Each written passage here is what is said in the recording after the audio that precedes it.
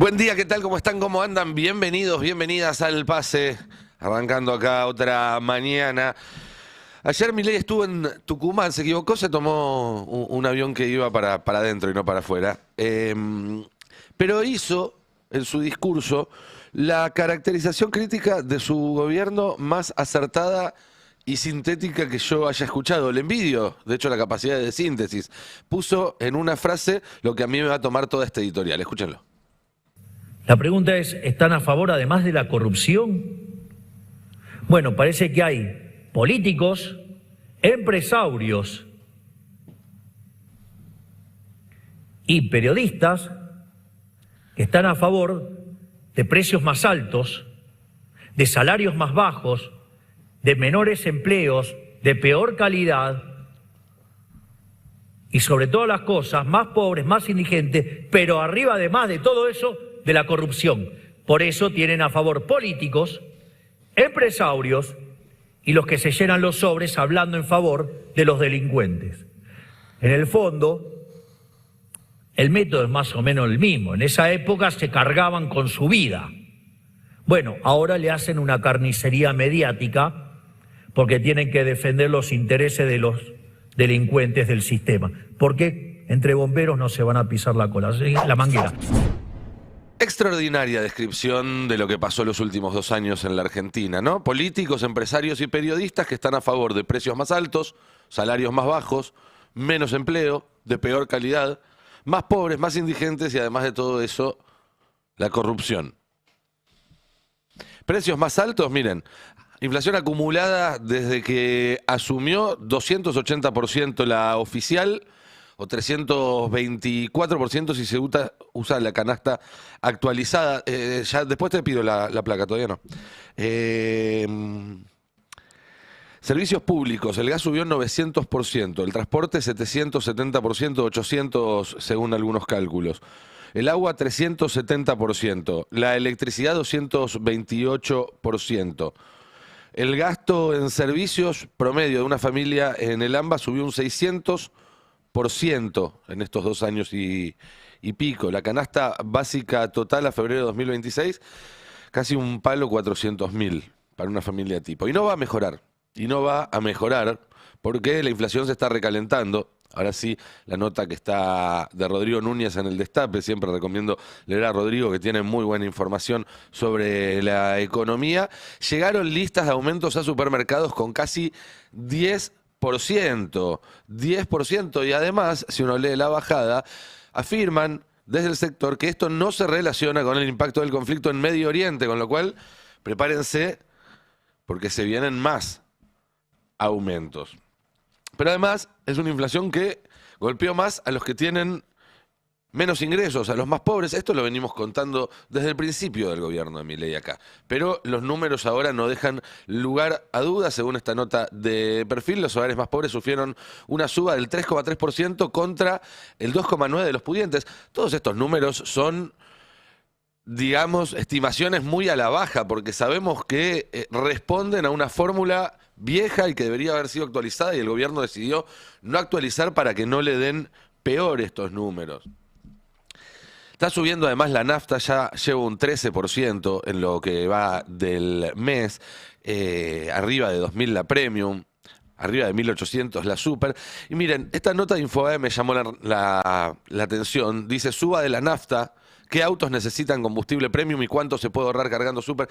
Esto es algo que se llama notas SEO. Acá Adrián después sí nos lo va a saber explicar mucho mejor, porque es algo que sucede en todos los portales, que es... La gente hace una búsqueda mucho, se detecta que la gente está buscando mucho algún dato y se hace una nota para contestar esa pregunta que está haciendo mucha gente. Es decir, si sale esta nota en Infobae es porque hay mucha gente googleando qué pasa si me paso de Premium a Super. Está clarísimo. No es que un día a un redactor se le ocurrió, che, hacemos... No. Esto sale de que Google te dice, mirá que la gente está buscando esto. ¿Qué más decía Milei? Salarios más bajos, decía precios más altos, salarios más bajos. El mínimo vital y móvil está en 352.000 pesos. Hacen falta 4 salarios mínimos para que una familia no sea pobre, según el criterio del propio INDEC, que está muy tirado para abajo.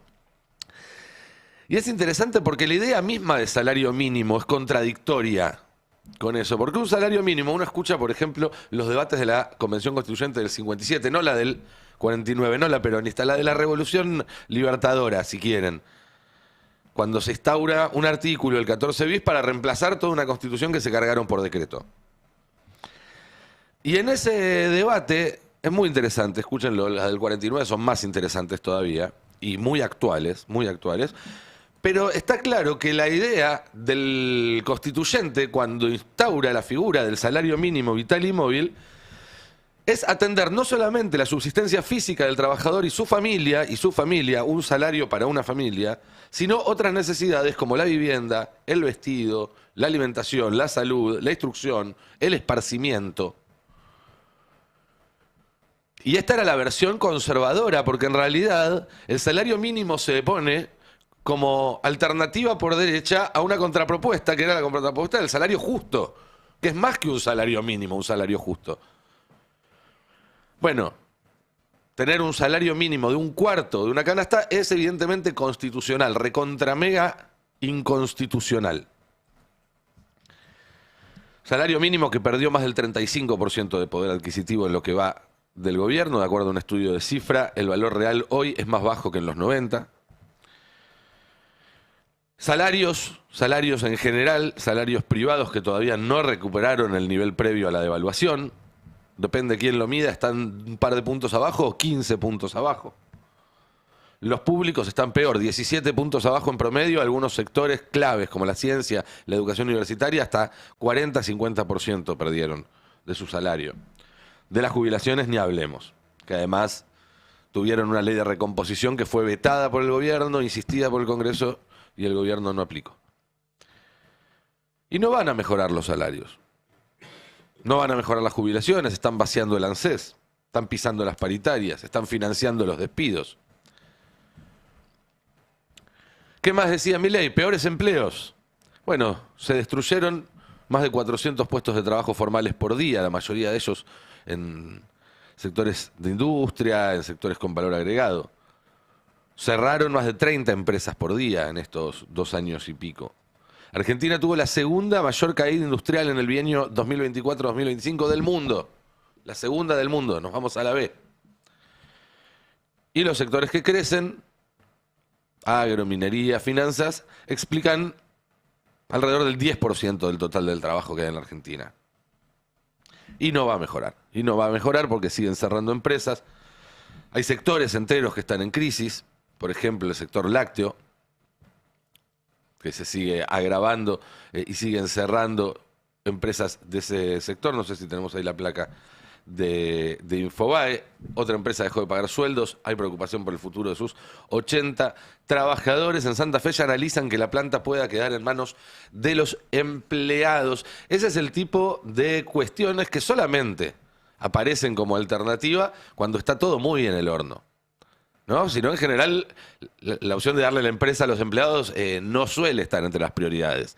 Es algo que me hace acordar mucho el proceso que hubo en los últimos años de los 90, donde hubo muchas empresas que fueron abandonadas por sus dueños y se tuvieron que hacer cargo los empleados. Otra cosa que me hace acordar mucho a esos últimos años de los 90 son las filas de muchas cuadras para conseguir un laburo de mierda. Esto es algo que los que lo vivieron, pasó un poquito también en el último año del gobierno de Macri, pero sobre todo y con mucha intensidad durante la recesión y la crisis de fines de los 90 y principios de este siglo, que era salir a la calle y encontrarse filas y filas y filas de gente que estaban buscando un laburo que quizás era un laburo que 1 año, 2 años atrás hubiera rechazado. Miren lo que está pasando, esto creo que es de La Plata.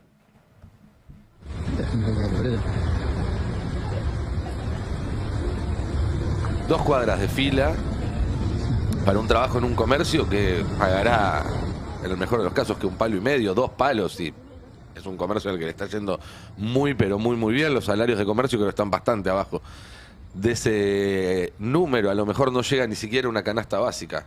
2 cuadras de fila de gente en una era en la cual, además, mucho del trabajo se gestiona y de la búsqueda de trabajo se gestiona online.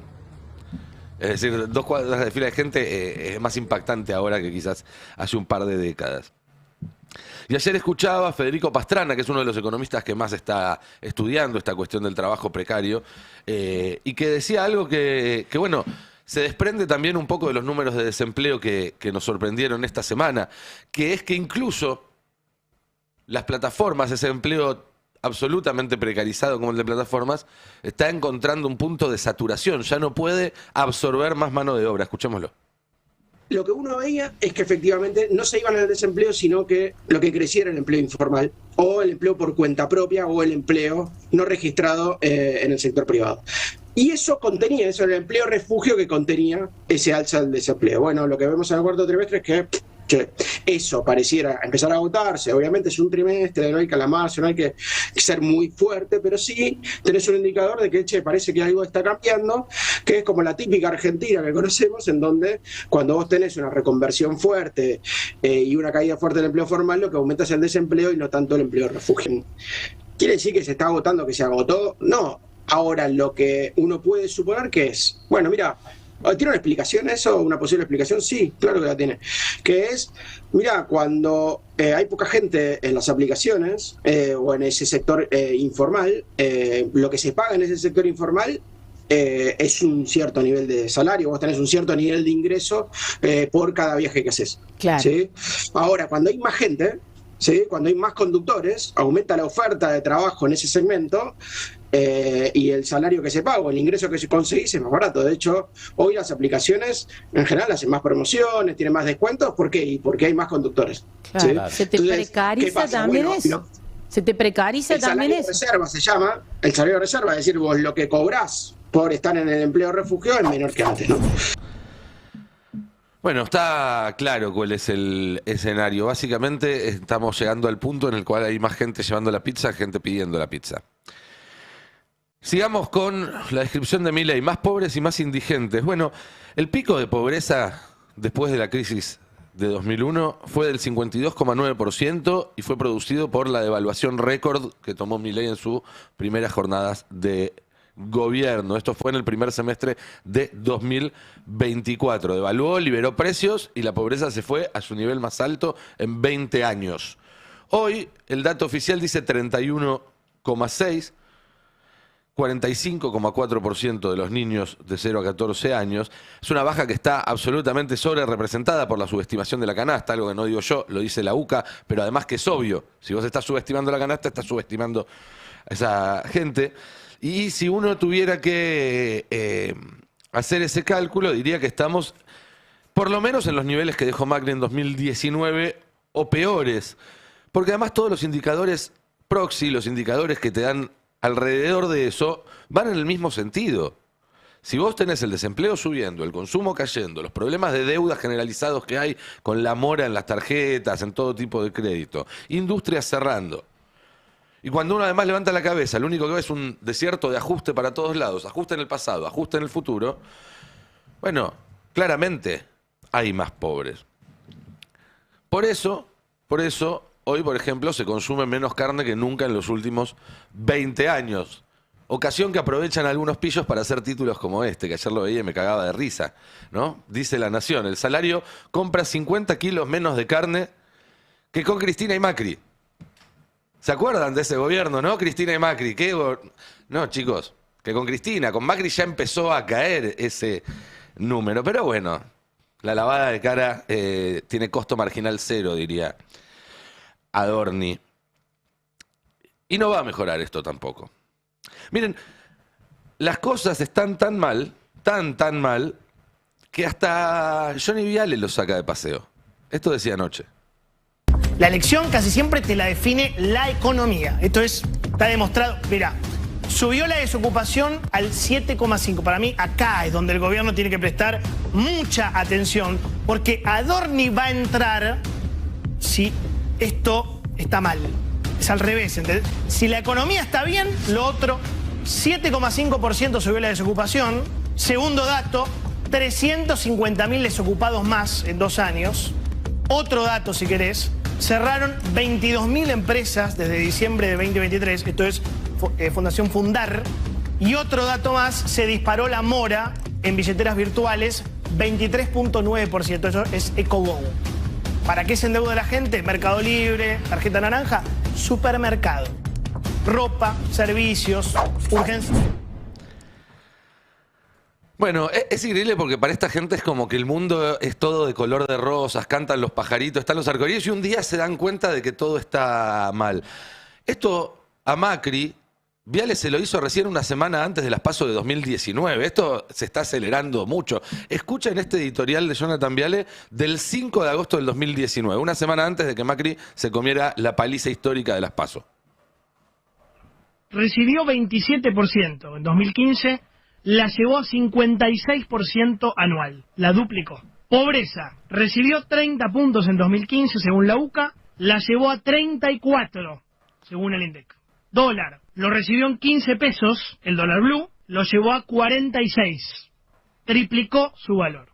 Desempleo, recibió 7% de desocupación, lo llevó al 10% de la población. Consumo de leche, recibió 217 litros de leche promedio por persona por año de consumo y lo bajó a 133 litros de leche promedio por persona por año. Consumo de carne, recibió 59 kilos promedio por persona por año. Lo bajó a 50 kilos promedio por persona por año. La gente come mucha menos carne. Más de 23.000 empresas cerradas en 4 años. Eso es muy simple. ¿Cómo puede ser que Macri sea un candidato a presidente competitivo después de estas cifras salvajes? No quiero más cifras. Spoiler, no lo era. No lo era, se enteraron mientras contaban los votos. Pero bueno, esto está pasando bastante más rápido que aquella vez. Y eso que a Macri no lo ayudó a encubrir un delito. A Milei sí. Y hablando de Libra y de esas cosas, parece que Karina está muy nerviosa. Está está acusando de traidores a los medios que cubren las revelaciones que es el Destape. No a nosotros, obviamente, porque no tenemos nada que traicionar, pero sí a otros medios que están reproduciendo revelaciones sobre la causa Libra. Y es más, los amenaza con sacarles la pauta que supuestamente no les da. Es mágico este país. ¿Y cómo era la cita esa de Milei? Decía políticos, empresarios y periodistas que están a favor de esto y lo otro, y además de todo eso la corrupción. Y es espectacular porque ayer a la tarde se sacó una foto y salió a bancar a Adorni, que es político, que era periodista, bueno, tenía un programa de radio, y que aparentemente ahora se volvió empresario. Y está, en palabras de Milei, a favor de la corrupción. No solamente ya le aparecieron gastos en la tarjeta absolutamente imposibles de justificar por no sé cuántas miles de dólares. Se está construyendo una casa en un country de esos que tienen caballerizas, cuestiones hípicas, digo porque vi que alguien decía es un country de clase media. No le cierra por ningún lado el blanco, Antes de asumir, además vivía en un departamento de 50 metros cuadrados en Parque Chacabuco. Porque ese es el tema. Caputo también afana, pero como tenía mucha plata de antes, pareciera más fácil de disimular ese afano. En el caso de los que suben muy rápido por la escalera, como dice la canción del Indio, bueno, cuanto más alto suben, más se le nota, ¿no? Ayer aparecieron las facturas del famoso viaje, había dicho cualquier cosa, después lo vamos a repasar más en detalle, pero además todo estaba a nombre de una empresa, Imhouse, que era la empresa supuestamente del amigo de él que lo invitó a viajar. Y miren lo que encontró el colega Nicolás Fiorentino, esto es buenísimo. Cuando entras a la página de Imhouse Sociedad Anónima, las dos imágenes que utilizan para mostrar lo que hacen, que es que producen programas, entrevistas y demás, son dos entrevistas a Adorni. Dos entrevistas distintas, además, en dos livings chetos distintos. Son muy desprolijos y no van a mejorar. Y van a seguir apareciendo más revelaciones sobre los casos que ya sabemos, nuevos casos. No dejaron caja sin afanar. Y hablando de cosas que no van a mejorar, cortito, para ir terminando, breve repaso de la situación después de 3 semanas de guerra. Ayer decíamos, si frenara todo, hoy al mundo le va a llevar años recuperarse. Decíamos, es el momento, un chino tomó sopa de murciélago y se resfrió raro. Estamos en ese punto. De hecho, al rato de que decíamos eso, la compañía de gas natural de Qatar, que es la más grande del mundo, dijo que tiene el 17% de su planta fuera de funcionamiento y que tiene un cronograma de 3 a 5 años para recuperarlo. 3 a 5 años. Otras plantas también se están destruyendo que no se van a poder reconstruir. Y de ahí sale, les contábamos ayer, no solo el combustible, sino los fertilizantes para la mitad del planeta. Y si se frenara hoy, esto tardaría años en recuperarse, pero no se está frenando, está empeorando. Ayer los hutíes, que son una facción que controla una parte de Yemen, aliada a Irán, anunció que van a empezar a atacar naves norteamericanas en el Mar Rojo. Se puede cerrar el estrecho de Bab el-Mandeb, que es el segundo estrecho de salida de la península arábiga. Estamos en terreno de peor escenario. Estamos realmente en terreno de peor escenario. Ahí hay un video que muestra las amenazas. Vieron que se hace todo ahora con videos que muestran misiles gigantes. Hay como toda una estética de la guerra muy impresionante. Y ayer leía también, mientras vemos los misiles, una nota muy interesante sobre el helio, que también es un subproducto del procesamiento de hidrocarburos. Las cosas que uno se entera cuando uno tiene que informarse para estas cosas. La verdad nunca pensé que iba a saber tanto sobre amoníaco, urea y helio. Y el helio se utiliza, es un insumo clave en la industria de los microchips. Entonces, tenemos escasez de energía, escasez de alimento, y se le puede sumar, si esto se agrava, escasez en capacidad de cómputo, que se está convirtiendo en el tercer commodity más importante en el mundo. Energía es un commodity, alimentos otro commodity, capacidad de cómputo es el tercer commodity. Y esta guerra está generando escasez y problemas de acceso a todos esos commodities, lo cual va a generar muchísimos problemas en todo el mundo. Y es una guerra que tiene responsables claros y cómplices claros. Bueno, este fin de los cómplices se juntan en Hungría. Hay una cumbre de la extrema derecha en Hungría. Van a darle una mano a Orbán, que tiene elecciones el mes que viene y parece que no le está yendo muy bien. Y en el marco de este viaje de Milei que va para Hungría, Galperín, el tipo más rico del país, ayer tuiteaba, y Milei retuiteaba, algo que uno con un cierto esfuerzo gramatical entiende como una pregunta, no está muy bien escrito, digámoslo, pero se preguntaría, ¿por qué el diario La Nación califica a Orbán, presidente de Hungría, como ultraderechista, pero cuando habla del presidente español lo llama el presidente español Pedro Sánchez, y no le dice ultraizquierdista? Bueno, Galperín podría haber googleado y para empezar se había enterado que Orbán es primer ministro, no presidente. No le pedimos tanto. Pero si googleaba un poquitito más también, se hubiera enterado, por ejemplo, que Orbán hace algo más de una década aumentó el máximo tribunal de 11 a 15 jueces y puso todos jueces leales a él, y desde hace más de 10 años que no tiene un fallo en contra, sorprendente. Que además bajó la edad de jubilación de todo el resto de los jueces, lo que hizo que tuvieran que retirarse forzosamente cientos de jueces que también reemplazó por gente leal a él. Rediseñó unilateralmente los distritos electorales de forma tal que, sacando el 45% de los votos en 2014, obtuvo 2/3 y con eso reformó la mayoría de las leyes y terminó de darle forma al Estado que él quería, que no es precisamente un Estado democrático. No hay libertad de prensa. Hay protección e impunidad para violencia contra los inmigrantes, contra los homosexuales, contra muchísimas minorías. Sacó una ley anti-LGTB en 2021 que equipara la homosexualidad con la pedofilia. No sé si les suena de algún lado. Los libros que hablan de temas relacionados con homosexualidad tienen que venderse con una cubierta opaca de plástico, como se hacía acá con las revistas pornográficas en una época en los kioscos de diario, para que no lo vieran los niños. Sánchez, en cambio, gobierna con una coalición frágil, pierde votaciones parlamentarias cada 2x3. De hecho, es el primer gobierno español que este año tiene que gobernar sin presupuesto porque la oposición no quiso darle los votos. El Consejo General del Poder Judicial, que es el órgano que controla el Poder Judicial, está o estuvo durante muchos años en control del PP, del partido de la oposición, que le bloqueó cualquier tipo de cambio en la justicia. Una justicia que le es abiertamente hostil, además, al gobierno. Los medios de la oposición operan sin ningún tipo de restricción y los medios más importantes de España son opositores. Las leyes que sacó fueron para ampliar derechos, ley trans, ley de eutanasia, ley de memoria democrática. Pero sobre todo, mientras que en Hungría a los laburantes les va cada vez peor, y por eso va a perder las elecciones, o tiene toda la pinta de que va a perder las elecciones Orbán,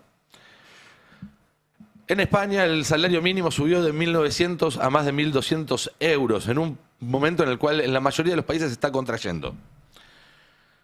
Y eso como lo hizo, entre otras cosas, gravando con impuestos extraordinarios a los bancos y a las energéticas. ¿Qué no hizo Sánchez?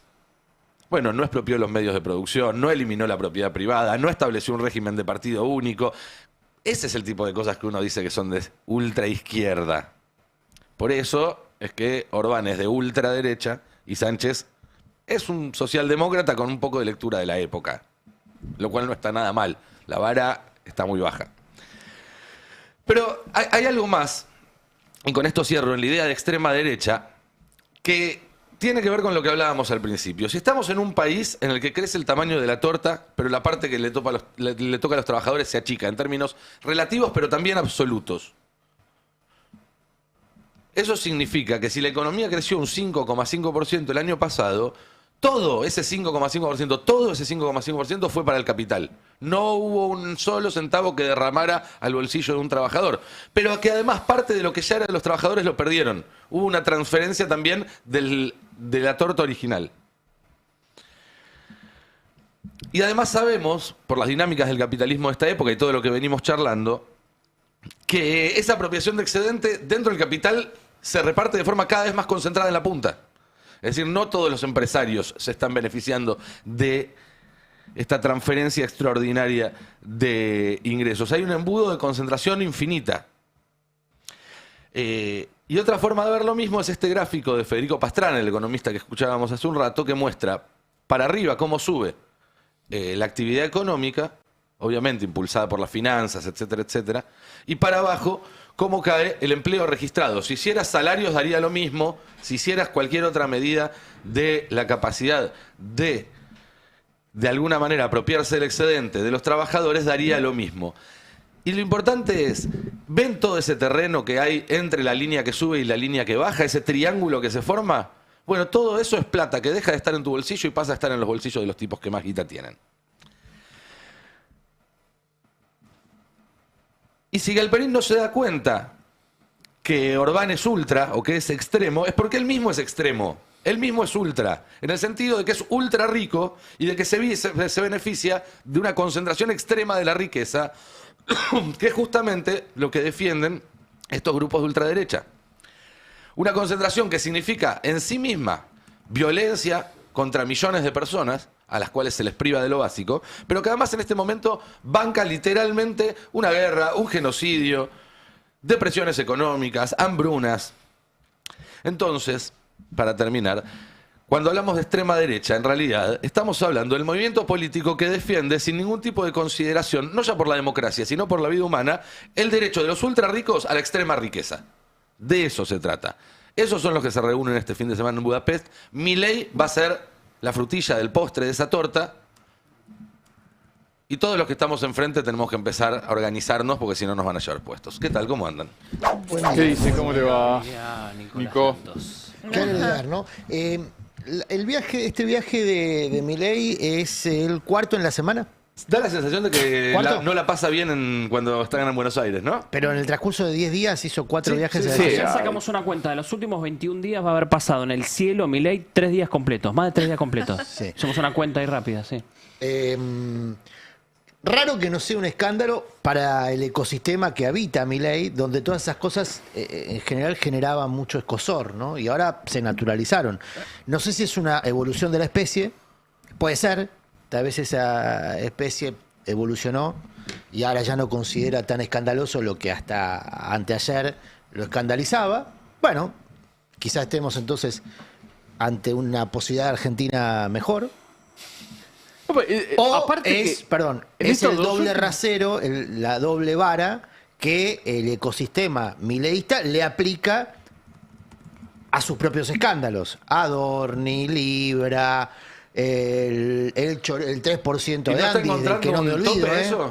¿Cómo? ¿No está encontrando un límite? Bueno, no tope sé, eso? tal vez es el doble rasero que está ahí naturalizado en ese ecosistema, o es una evolución de esa especie que considera que eso ya no es tan escandaloso. ¿Por qué digo que es una evolución? Porque para mí a los gobiernos hay que medirlo por las consecuencias estructurales que genera. Sí, claro, sin duda. ¿No? Sin duda. Todo lo otro hay que condenarlo, ¿eh? El choreo hay que condenarlo, al chorro hay que meterlo en cana, sin distinción de partidos políticos.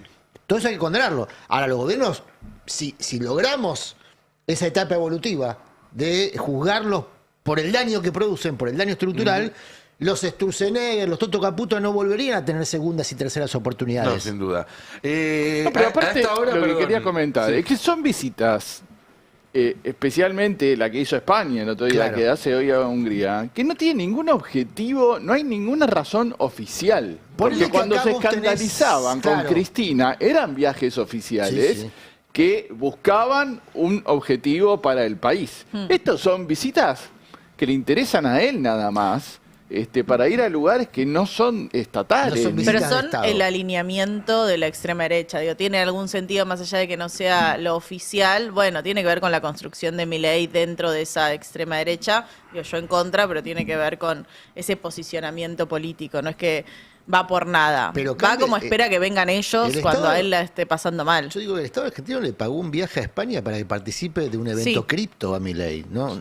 Fue eso lo que pasó, ¿eh? Mientras estábamos todos leyendo las Claro, revelaciones sobre fue una eso lo que estafa pasó, cripto. no es que no, Sí. ni siquiera se vistió de visita de Estado porque no hubo ni siquiera un paseo por la puerta del Palacio Real, No. nada. También hay, te lo llevo para otro lado. La CEPAC es una caja fuerte de guita. Sí, claro. Hay mucha guita en la CEPAC, donde va a ir Milei ahora, donde fue a Pero Estados Unidos. ellos pagan el Entendí viaje. CEPAL primero y me quedé mal. No, la La CEPAC. CEPAC. La Ellos CEPAC que es pagan- Cuando el- decís que hay plata, que hay plata fondos, que- recursos, fondos, gente que pone guita, pero digo, es algo mantenido para hacer fuerte. política, para... Sí, sí, ¿Para sí, qué? tiene No para, recursos. no para invertir en el país. No. No es que vaya y va a aprovechar para estar con empresarios. Es guita de la ultraderecha No. mundial. Digamos que los Guita electores un poco se para dinamiza la instalar economía. el discurso ultraliberal en todo el mundo. Es muy posible que sea el futuro laboral de Milei. Cuando él dice, yo voy a dar charlas el día de mañana que me van a pagar $500.000 Pero eso se por puede eso. hacer desde Seiza, Cuando él ¿no? no sea presidente, Ah, cuando Pero hay él no algo sea más. presidente. Hay algo más. Pero eso se puede hacer Los- desde Seiza, no se sé puede si- hacer por teleconferencia. Ah, vos No estás sabemos dando si algunos no la pasos está más. cobrando ahora. Los dueños de la CEPAC son los que en Miami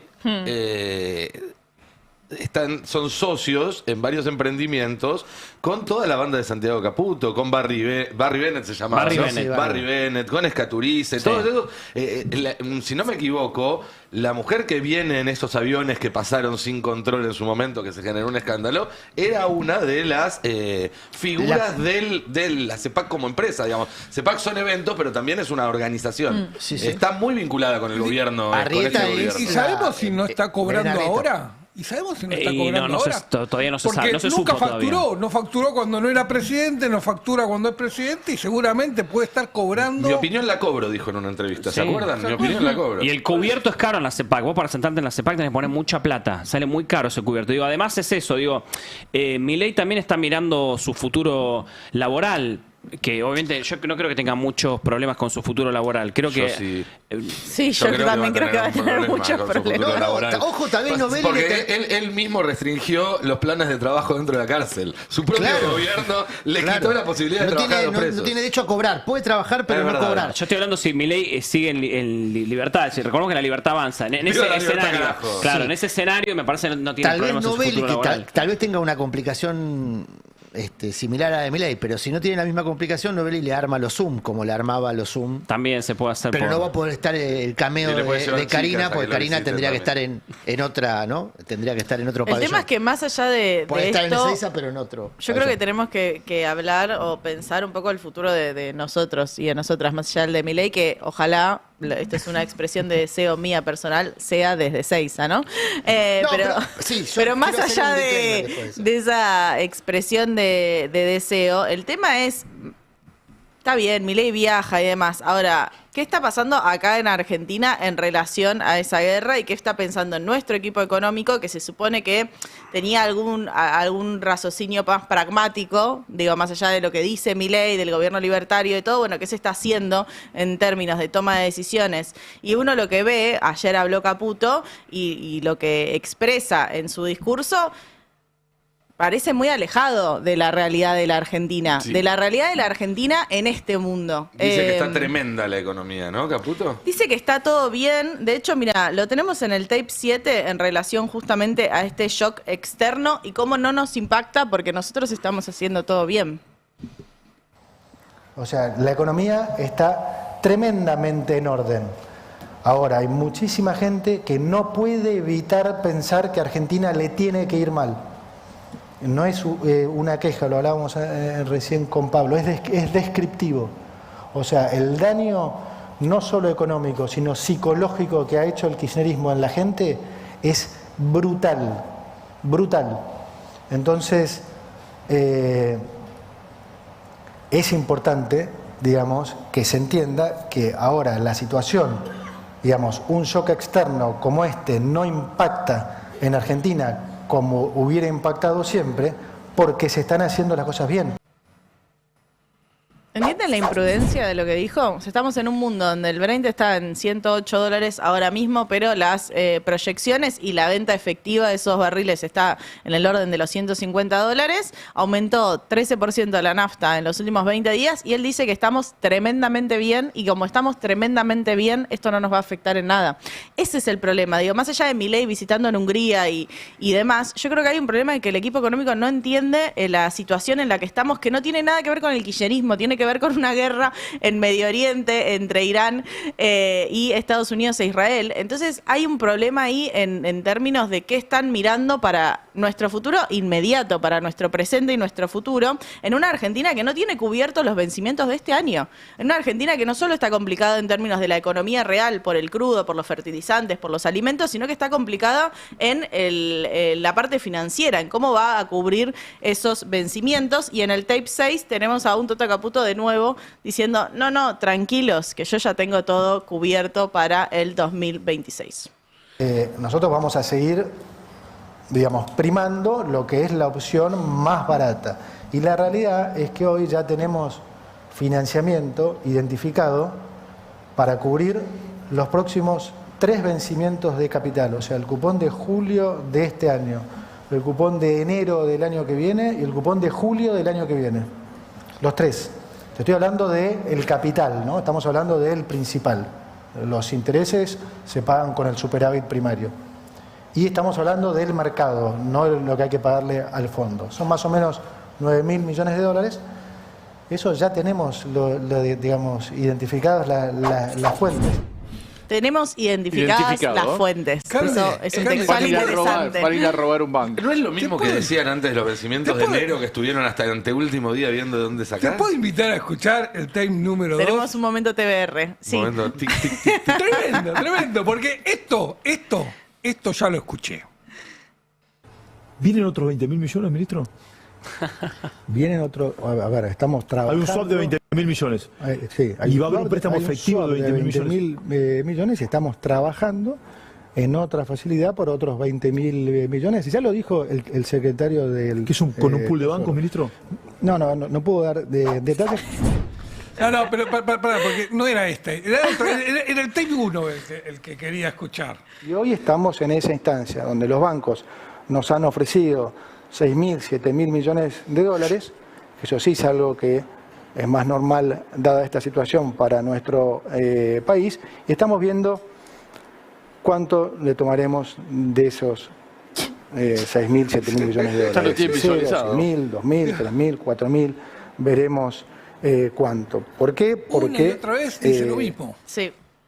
Prometiendo que los fondos van a estar. Lo único que intenta es calmar al mercado diciéndole, mostrándole una zanahoria y diciéndole quédate tranquilo que los dólares van a aparecer. Bueno, primero que pierde efectividad, ¿no? Esa estrategia. Si vos ya lo decís muchas veces, podemos retrotraer hasta Milei diciendo, yo tengo 30.000 palos acá. ¿Querés que te muestre mi WhatsApp? ¿Querés que te lo muestre? Te lo muestro, lo tengo acá. Lo tengo acá, el mensaje con los 30.000 millones de dólares que nunca llegaron. Entonces, eso pierde efectividad, pero también hay una cuestión de que pierde efectividad cuando vos no haces una buena caracterización de tu problema, porque los shocks externos suceden.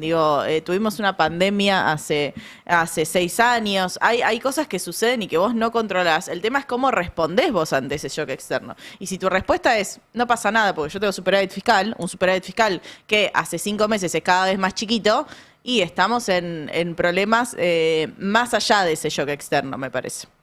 Sí, no solo cada vez es más chiquito, sino cada vez más dependiente de la contabilidad creativa. Claro. Porque en febrero se detectaron muchas postergaciones de pago para marzo. Y no es que las tenga que hacer todas en marzo, probablemente invente esto de pagarle a proveedores con bonos y los estire en el tiempo. Pero en algún momento lo van a tener que hacer y en algún momento la capacidad de hacer crecer la deuda flotante, como se le denomina a la deuda que va generando en el mes porque no asumiste los compromisos, va a tener un límite. Entonces, y eso el mercado lo está viendo, y el castigo de los 600 puntos de riesgo país, por supuesto que refleja la guerra, pero lo que refleja es, señor, ustedes no están preparados para enfrentar esta guerra. Sí, quiero decir una cosa más que está acá en el chat. Me imagino que no se llama Zeus, pero bueno, su usuario es Zeus, que dice, si se dan cuenta, Caputo únicamente habla de conseguir más dólares prestados, y eso me parece un punto, ¿no? Como nunca se habla de una recomposición de la Argentina, de cómo vamos a hacer para Vamos crecer. a aumentar las exportaciones en 10.000 millones. Nunca habla de la nunca fue el economía plan de real. Caputo. Siempre es la economía financiera, y bueno, en este mundo más complejo, la economía financiera tiene la puerta cerrada para la Ese era el Argentina. matiz que quería incorporar al informe, Cande. Tenemos la tendencia a evaluar a un gobierno como un gobierno. Y en realidad al gobierno Milei hay que evaluarlo como una banda. Es decir, Toto Caputo vino a hacer un negocio, un negociado, que es el negociado de deuda, que es lo que él sabe hacer. No vino a organizar un nuevo paradigma económico para la Argentina.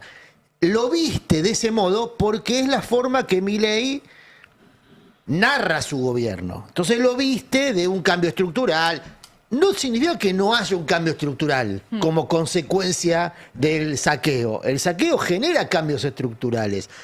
Si llegan, por ejemplo, ahora, en la desesperación por los dólares para hacer el negociado, habilitar o abrir más la canilla del endeudamiento en dólares a sectores que no generan dólares, cosa que está habilitado desde el año pasado, pero no le funciona todavía porque hay un límite. Porque los bancos no son boludos. Y porque es para proveedores de... Sí, no, y aparte porque tiene una limitación, los bancos tienen... las líneas hipotecarias en dólares. Claro, bueno, porque los bancos todavía limitación que es que no pueden fondear Sí, no es con los depósitos, sino que es con la plata del banco. Los bancos están dejando de prestar en pesos por el alto nivel de morosidad. Imagínate si van a empezar a prestar dólares en esta situación. Eso es lo que dijo Morgan Stanley. Ojo, chicos, ojo con los depósitos en dólares. Sí, pero por eso yo voy a esto. Ya vimos ese proceso también en la Argentina y vimos a los mismos bancos y a los mismos banqueros protagonizando ese proceso. Y yo... Como bien cantó Charlie, Argentina se caracteriza por tropezar 2, 3, 4 veces con la misma piedra, ¿no?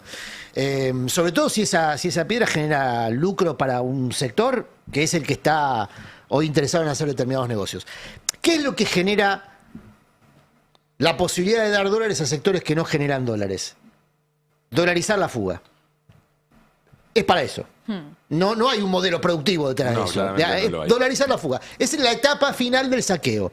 Hiciste la guita, vendiste la joya de la abuela, o lo que queda, ya ni siquiera hay joya de la abuela. Vendiste todo y ahora después la tenés que sacar. ¿Por qué? Porque vos provocaste un derrumbe y te salvás del derrumbe. Tenés las posibilidades de hacerlo. ¿Quiénes van hacia el derrumbe? Todos nosotros.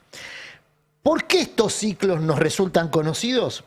Porque ocurren una y otra vez. ¿Por qué ocurren una y otra vez? Y ahí viene el matiz que yo quería incorporar con Milei preso. Porque el sistema busca chivos expiatorios para reproducirse. Entonces Milei tiene destino de ir preso, más allá de si cometió o no los delitos que yo creo que cometió, porque hay abundantes pruebas de que los cometió. Va a ir preso porque el sistema de poder lo va a tirar como lastre para reproducirse. Es el gerente al que van a mandar a la hoguera. Es el Alderete o el María Julia. Exactamente, es si querés con mayor grado, con mayor grado, pero digo, ese es el destino de Milei. Ese fue siempre el destino de Milei. Sin duda. Por eso, cuando el proceso se acelere, el saqueo se termine y el proceso de fuga se concluya, Milei terminará preso, porque después los Caputos y Sturzenegger dirán: yo no fui, fue Milei. Por eso vuelvo, por eso puedo volver. Si no vuelve él, volverá su hijo, como en el caso de Turzenegger, no sé, o volverá un familiar. Los hijos de Caputo están haciendo pasantías. Claro, por eso volverá el hijo de Caputo. A mí me quedó pendiente de una observación de Cande que me parece muy interesante. Cande plantea de que no hay, Caputo no se está preparando para las consecuencias de la guerra. Y el FT tituló ayer Armagedón. Sí. El Financial Times. El FT, el Financial Times. Está bien. Refiriéndose a la crisis que genera el bombardeo o la salida de producción de la planta de gas de Qatar. Y Argentina es un país importador de gas.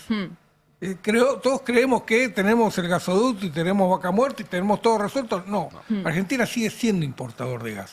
Y hoy el FT está advirtiendo que las aerolíneas tienen combustible para un mes. Sí. Y que le están pidiendo a Trump, garantizanos vos el combustible o bajamos los aviones porque no podemos volar. Estamos en el momento, se resfrió raro un chino que viene de tomar sopa de murciélago de la guerra. Es el momento en el cual empiezan las consecuencias irreversibles y los países empiezan a tomar medidas excepcionales. Ayer hacíamos el repaso en Asia, cómo te ponen un límite a la cantidad de nafta que te venden, te ponen un límite a la temperatura que puedes poner en el aire, le sacan un día de trabajo a la semana, porque se están tomando medidas realmente excepcionales. En India se paralizó la industria textil. Sí, para llevar esa energía a los hogares para que no haya apagones.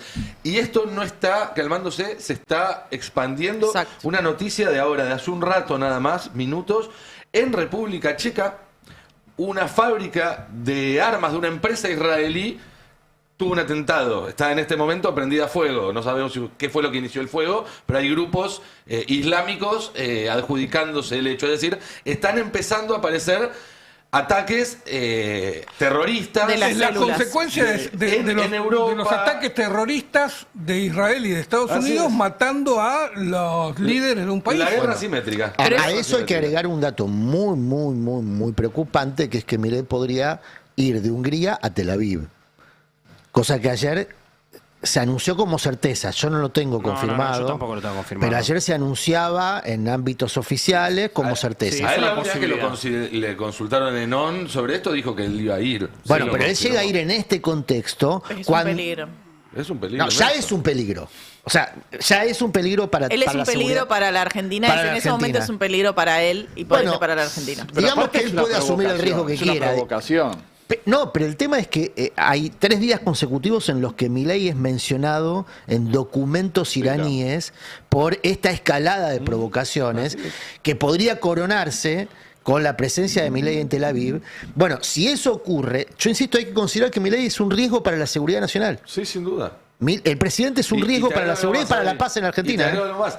El que abrió la puerta a atacar jefes de Estado como parte de la guerra fueron Estados Unidos e Israel, que lo vienen haciendo sistemáticamente. Lo hicieron el 3 de enero en Venezuela y lo vienen haciendo sistemáticamente en Irán. Tenemos una llamada entrante. Me avisan de producción. Hola. Muy buenos días, señor Nicolantos. ¿Cómo le va? Bueno, buen día, Domínguez. Bueno, imagino que estará contento ya con el grupo que le tocó a Boca Juniors. No, la verdad que no. Venía a quejarme. ¿Por qué se quiere quejar, Y porque nos dieron un grupo de mierda. Bueno, todo se arregla, señor Lantos. Arreglaré, solucionaré.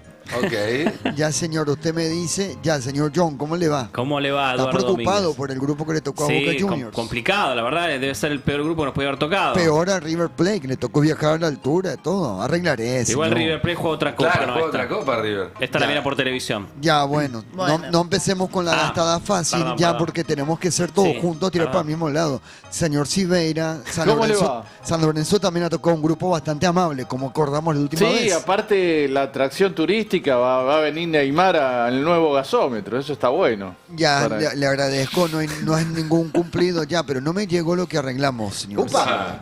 ¿Qué reclamo Usted fuerte? me había ¿Qué pedido reclamo? algo, yo le cumplí, ahora espero que usted me cumpla a mí. Si San Lorenzo no tiene ni banquitos para... No me acuerdo. ¿Qué Ya usted no vio el padrino, señor Silveira. Me parece No, pero no me diga eso, pues no me acuerdo qué arreglamos. ¿Qué arreglamos? Ya, yo después le mando los VHS entonces. no se preocupe. Bueno, si me permite saludar también al señor Johnny Guerra, al señor Murano también, que debe Qué estar gusto. contento. No, Ya, la verdad es que no es un buen grupo. Yo esperaba, ¿no? Algo ¿por qué más, no esperaba? ¿Qué grupo esperaba? A ver, dígame. algo más aliviado, ¿no? No tanta exigencia Bueno. en un regreso que Ya. fue tan complicado para Boca también volver a la Copa. Bueno, pero la verdad usted no hay es nada bien que- recibido. No hay nada que le venga bien. Ya a usted le ha sacado la ficha, usted no hay nada que le Yo venga miraba el grupo, está bien, es un torneo de menor categoría, pero miraba lo que le tocó a los parientes, a los primos de Núñez. Bueno, les no sé. tocó muy fácil. Averiguaré y ya solucionaré. Pero la verdad que fue una gran ceremonia. Muchísimas gracias, la verdad. muy bien. Vamos a hablar de fútbol. Señora Boto, ¿cómo le va? ¿Qué tal? ¿Cómo estás? ¿Todo bien? Bien, ¿cómo andan? Están bien las 13 también. Perfectas, las 13 impecables. Un saludo muy grande. Vamos a estar en la verdad que vigilia las con la admiramos. CODE, estamos a full, ATR. Muy bien, a disposición de todo lo que necesiten. Ya si Muchas quieren gracias. venir a la próxima a pautar a Conmebol, le ponemos la publicidad, todo. Ya, nosotros estamos a disposición de usted. Estamos. Y al señor Alonso un saludo grande también. ¿Cómo anda el petróleo, Alonso? Está caro, pero está. Qué diplomático que está, Domínguez. ¿Va a presentarse de candidato a intendente, una cosa así? Ya no lo había pensado, pero Puesto menor, lo Domínguez. pensaré Puesto y me menor. presentaré. Puesto Ya, menor. querido amigo, quiero comunicarle que lo suyo ya está, Johnny.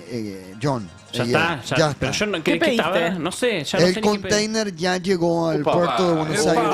Pero esto era de nosotros, no sé si era para hacerlo público. Estamos destrabando un Demasiado tiempo en Casa Rosada vos. Eduardito, Bueno, Eduardito. mire, estamos destrabando un pequeñísimo problema de papeleo, señor Johnny Guier, pero Sí. lo que sí le pido es que apenas abra el container que le dejamos ahí, deje en libertad al senegalés que está dentro. Seguramente va a salir corriendo para un lado, disparando, pero ya déjelo correr, que déjelo correr, no lo agarre, no le haga nada. ¿Sabe a dónde ir? Esperemos que sí, como a cualquier lado, poder estar ahí 24 horas. Bueno, quiero informar que ante la deserción de España para jugar la finalísima Sí. con Argentina, Argentina es el nuevo bicampeón. Eso. Exactamente. Muy El bien. premio se lo dará el Chiqui Tapia en la AFA, en la oficina de entrega de premios. Vi una escena así, ¿no? Entrega de premios a los campeones con capacidades especiales. Ahí ya le vamos a dar el premio. Anuncio también, atención, anuncio. La nueva billetera virtual de la Conmebol. Opa. Ah, bien. La Garante Americana Reserva con Anticipo. O sea, la garcha. Pueden comprar lo que quiera en todos los comercios adheridos. Estamos terminando de cerrar los comercios. Domínguez, Ya. anticipo va sin H. Ya, usted va, qué vigilante. Realmente usted es un vigilante. John, a la salida, con el tema del temita este del container, lo van a pasar a buscar Benítez y Cabañitas. Ah, bien. Sí, mis dos personas de ultra confianza. Bien. Son como si fuese yo. Perfecto. Lo van a pasar a buscar para llevarlo a nuestro centro de cómputo para que los ayude a finalizar el desarrollo de la nueva agencia de apuesta virtual. ¿De qué? Nueva agencia de apuesta virtual. Ahí va, bien. ¿Cómo es el...? Imagínense que si nosotros no tenemos ¿Legal nombre eso? todavía. Bien. Lo estamos analizando, pero manejamos la agencia. Imagínense que si nosotros manejamos el fútbol y manejamos la agencia de apuestas, ya no tenemos que tercerizar el tema de los pronósticos. Bien. Si nosotros sabemos que la final va a ser Brasil-España, ¿me entiende, Johnny? Ah, Pero ah, va a ser Brasil ya España. está. Estamos negociándolo todavía. No, No ¿cómo? sabemos todavía. Pero ¿cómo? Si no no empezó el apuesten mundo. todavía. Si ve ir el que apuesta en todo, ya sabemos. Se baja la persiana. Nosotros sabemos cómo va a salir Cambaceres el sábado. Eso sí. Epa, lo sabemos. bien. Nosotros sabemos todo. Es mejor que tener la maquinita de hacer dólares. Y sí. Porque no tenemos ni la molestia de imprimir los billetes. Hasta ecológico es, cuidamos el papel. Bueno, y como siempre, tenemos ofertas para ustedes aquí del Destape. ¿Qué nos trajiste? Nuestro Ah. lugar amigo. Un bidón de 500 litros del famosísimo jugo Cevita. No. No, Cevita. cepita. Este es Cevita, con 3 sabores, naranja, pomelo y morrón. El morrón frío lo recomiendo ya a esta hora de la mañana. Una caja de los famosísimos helados sin bajar. No, sin bajar. Riquísimo helado sin bajar. Sin parar, Tenemos ¿no Sin es? parar.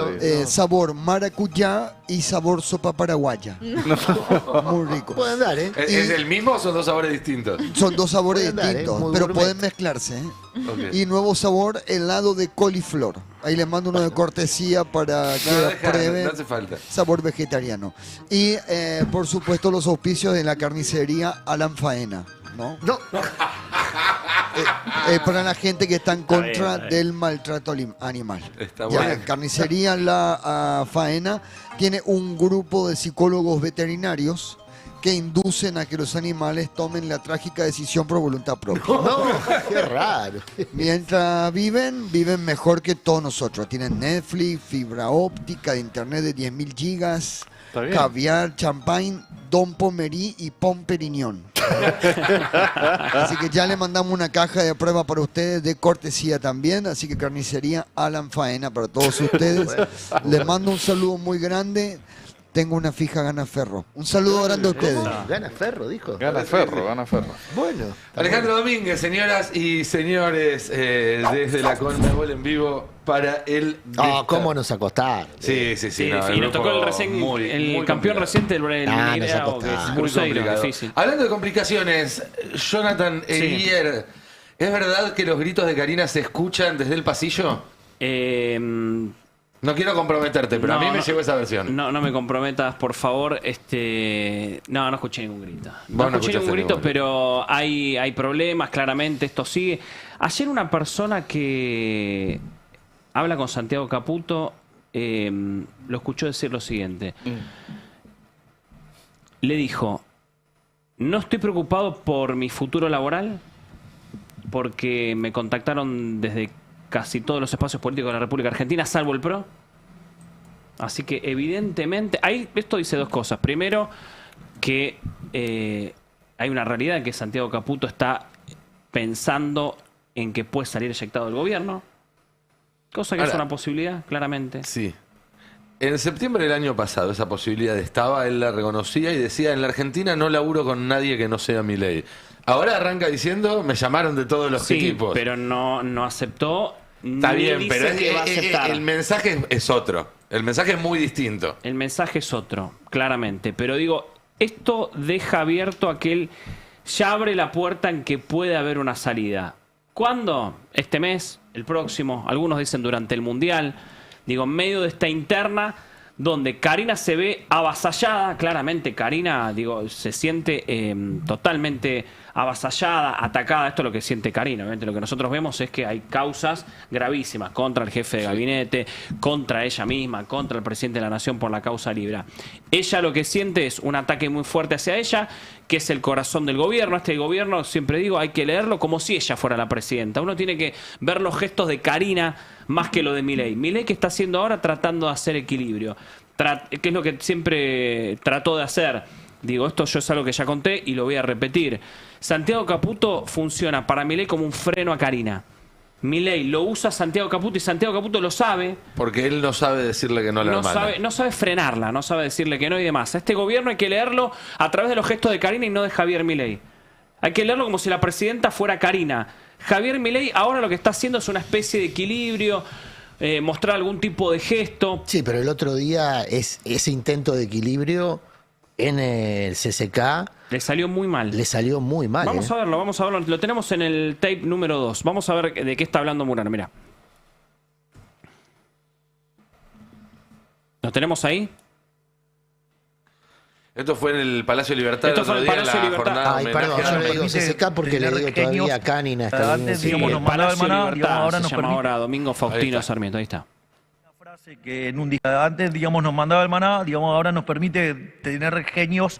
Digamos, hay una frase que en un discurso, digamos, se la debo a Santi Caputo, que dice, hemos evolucionado tanto...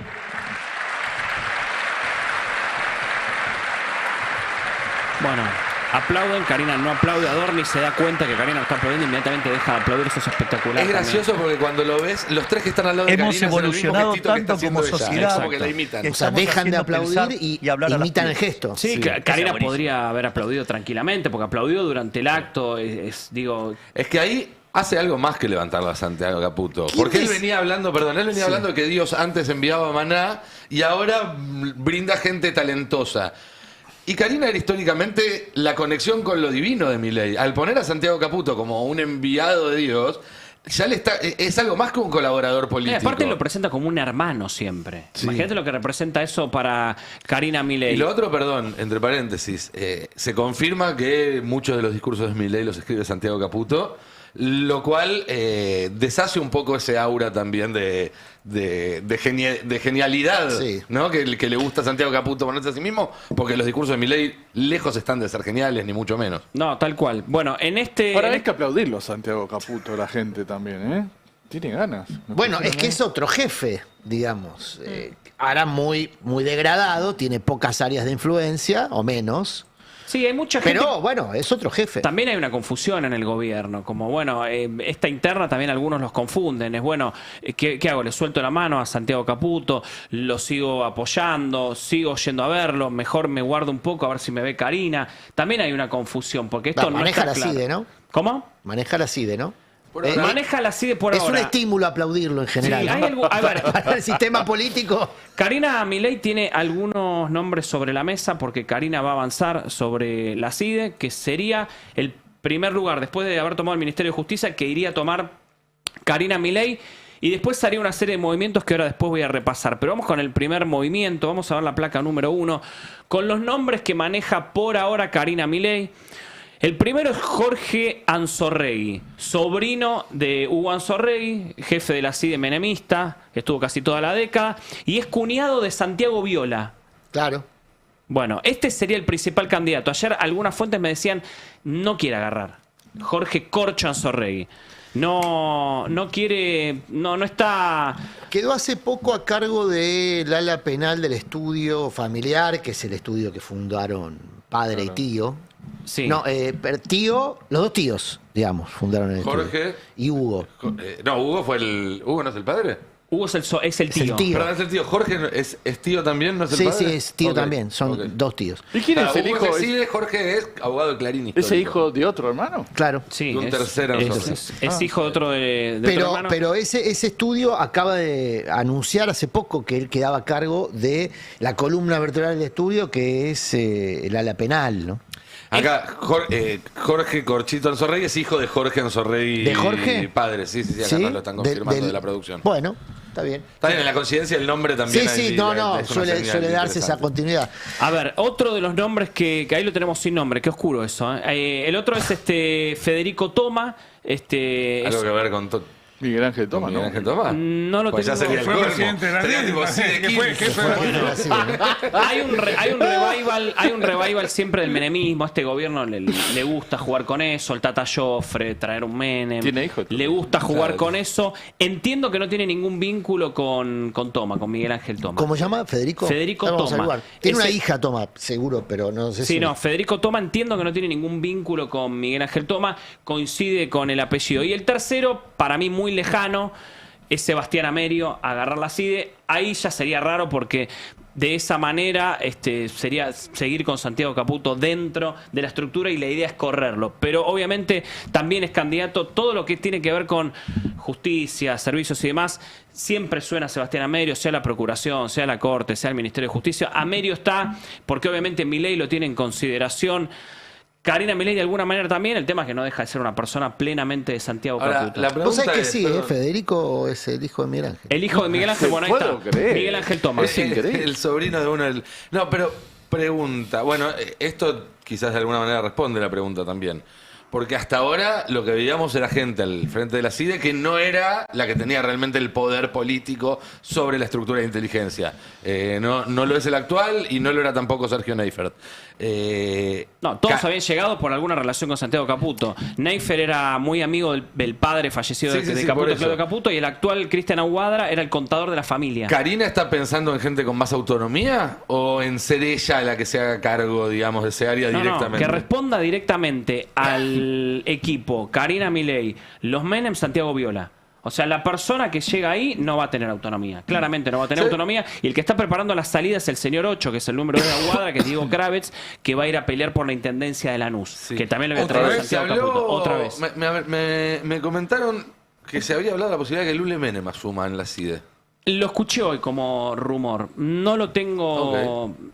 sería ya directamente un desembarco mucho más potente ahí. Sí, no lo tengo arriba de la mesa. Lule Menem está muy abocado a lo que es la estrategia nacional y es el único que la lleva, y lo que es en el gobierno el que mejor la lleva. Sí. Y tienen el año que viene un desafío gigante, que es meter gobernadores puros libertarios. Es el que ejerce el Ministerio del Interior, ¿no? O lo que antes era el Ministerio del Interior, el Ministerio Político, el chueco masón, digamos, para comparar con figuras históricas del peronismo. Me parece que sería, no digo degradarlo, pero sí ponerlo en un lugar que le impediría hacer lo que le requiere. Que imaginen que ese trabajo va a requerir más palo y menos zanahoria en los 2 años que tenemos por delante. Pero me parece, y contaría con más recursos, reservados encima. Pero no para manejarlo por mano propia. En tal caso, si se lo asignan, pondría a alguien. La familia Menem tiene un montón de personas dispuestas a ocupar cargos claramente. públicos. Por eso descarto lo de Lule Menem. No creo que agarre la CIDE, porque como decís vos, Murano, los gobernadores cuando van a la Casa Rosada, ahora está Santilli, que tomó un poco ese rol, pero antes los gobernadores primero pasaban por el despacho de Lule Menem y después iban para el despacho de Interior. Karina Me dejás, perdón, ahora seguís, pero es impresionante lo que se escucha el pase. Fer Soriano hace un aporte respecto a Federico, el hijo de Miguel Ángel Toma. Dice Fero, nuestro compañero, trabaja en esa empresa consultora de seguridad que tienen ex CIDES menemistas. Y tengo otro mensaje de otra persona que no voy a identificar porque no forma parte de este equipo, que me dice, la consultora Pletac Electronic Argentina, es la misma consultora o la misma empresa, que es proveedora de cámaras de seguridad, compite con otras empresas también muy ligadas a los servicios de inteligencia locales e internacionales en la provisión de cámaras de seguridad, y es proveedora del Estado de pertrechos de seguridad. Que es un poco en la línea que venimos mencionando. Detrás de cada decisión política hay un negocio.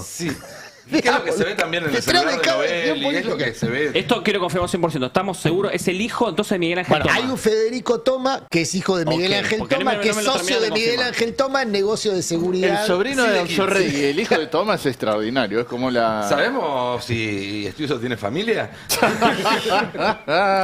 Bueno, estos son los nombres que tiene Karina Milei. A ver, pero, insisto, Anzorregui le habría dicho a su entorno, yo no estoy para agarrar a la CIDE. Pasa a ser el principal candidato Federico Toma. Federico se tira de cabeza. Claro. Bueno, sería el principal. Sería el primer movimiento de Karina después de lo que fue el Ministerio de Justicia, que se lo arrebató a Santiago Caputo. Perdón, una cosa ahora sí grave e importante en relación a todo lo que comentabas antes, Nico. Miguel Ángel Toma, el papá de Federico, en la CIDE fue el autor de un informe bastante trucho, pero muy conveniente, donde se establece de manera fehaciente, o se pretende establecer de manera fehaciente, la culpabilidad de Irán en los atentados de la embajada y de AMIA. O sea, Toma... Y Anzorregui es el del encubrimiento. Y Anzorregui fue el que encubrió, de hecho fue a juicio por encubrimiento. No sé si Federico piensa igual que el padre, pero en este contexto, poner como jefe de la CIDE al hijo de alguien que acusó en un documento público, cuando todavía la justicia no determinó nada al respecto, es un dato político de magnitud, me parece. Sí, aparte, Toma padre siempre muy cercano a la embajada de Estados Unidos. Sí, claro, naturalmente. Y ha funcionado además como un vocero de este gobierno en estos últimos años, que ha desfilado por algunos medios. Este sería el primer movimiento de Karina. Va a seguir comiéndole áreas a Santiago Caputo. Ayer hubo un movimiento, anteayer hubo un movimiento llamativo, que fue que en un canal de televisión Eduardo Feynman sentó a la mesa a 3 entrevistados del gobierno, algo que no es muy común. Y hay un patrón, sí, que los 3 responden a Santiago Caputo. Lo sentó a Pablo Quirno, a Sebastián Amerio, que debe ser su segunda o tercera entrevista, o que se lo ve públicamente, y a María Ibarzábal Murphy, que creo que debe ser el debut televisivo de ella, que es la secretaria legal y técnica. Fue por el tema de IPF y demás. Bueno, eso fue un movimiento que claramente estuvo impulsado por el gobierno, que tiene un gesto en medio de linterna con Karina Milei, que es la gente de Santiago Caputo sentada en la tribuna de Eduardo Feynman, dándole aire y demás.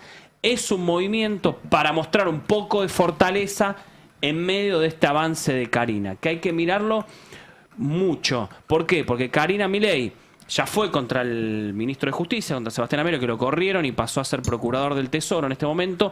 Y dicen que la próxima toma de Karina va a ser ahí, en la Secretaría Legal y Técnica, que es la persona que le cuida la firma al presidente, que es, insisto, es la esposa de uno de los mejores amigos de Santiago Caputo, María Barzabal Murphy, que Milei la llama cerebro, la llama cráneo, le dice. Sí. Ya No están dejándole, casi te diría, ni al gordo Dan a Caputo. Si se llevan, digamos, le sacan la CIDE y también Legal y Técnica. Sí. ¿Qué le queda? El ARCA, obviamente, pero... No, y también, bueno, también se está hablando de reemplazar a Andrés Vázquez en ARCA.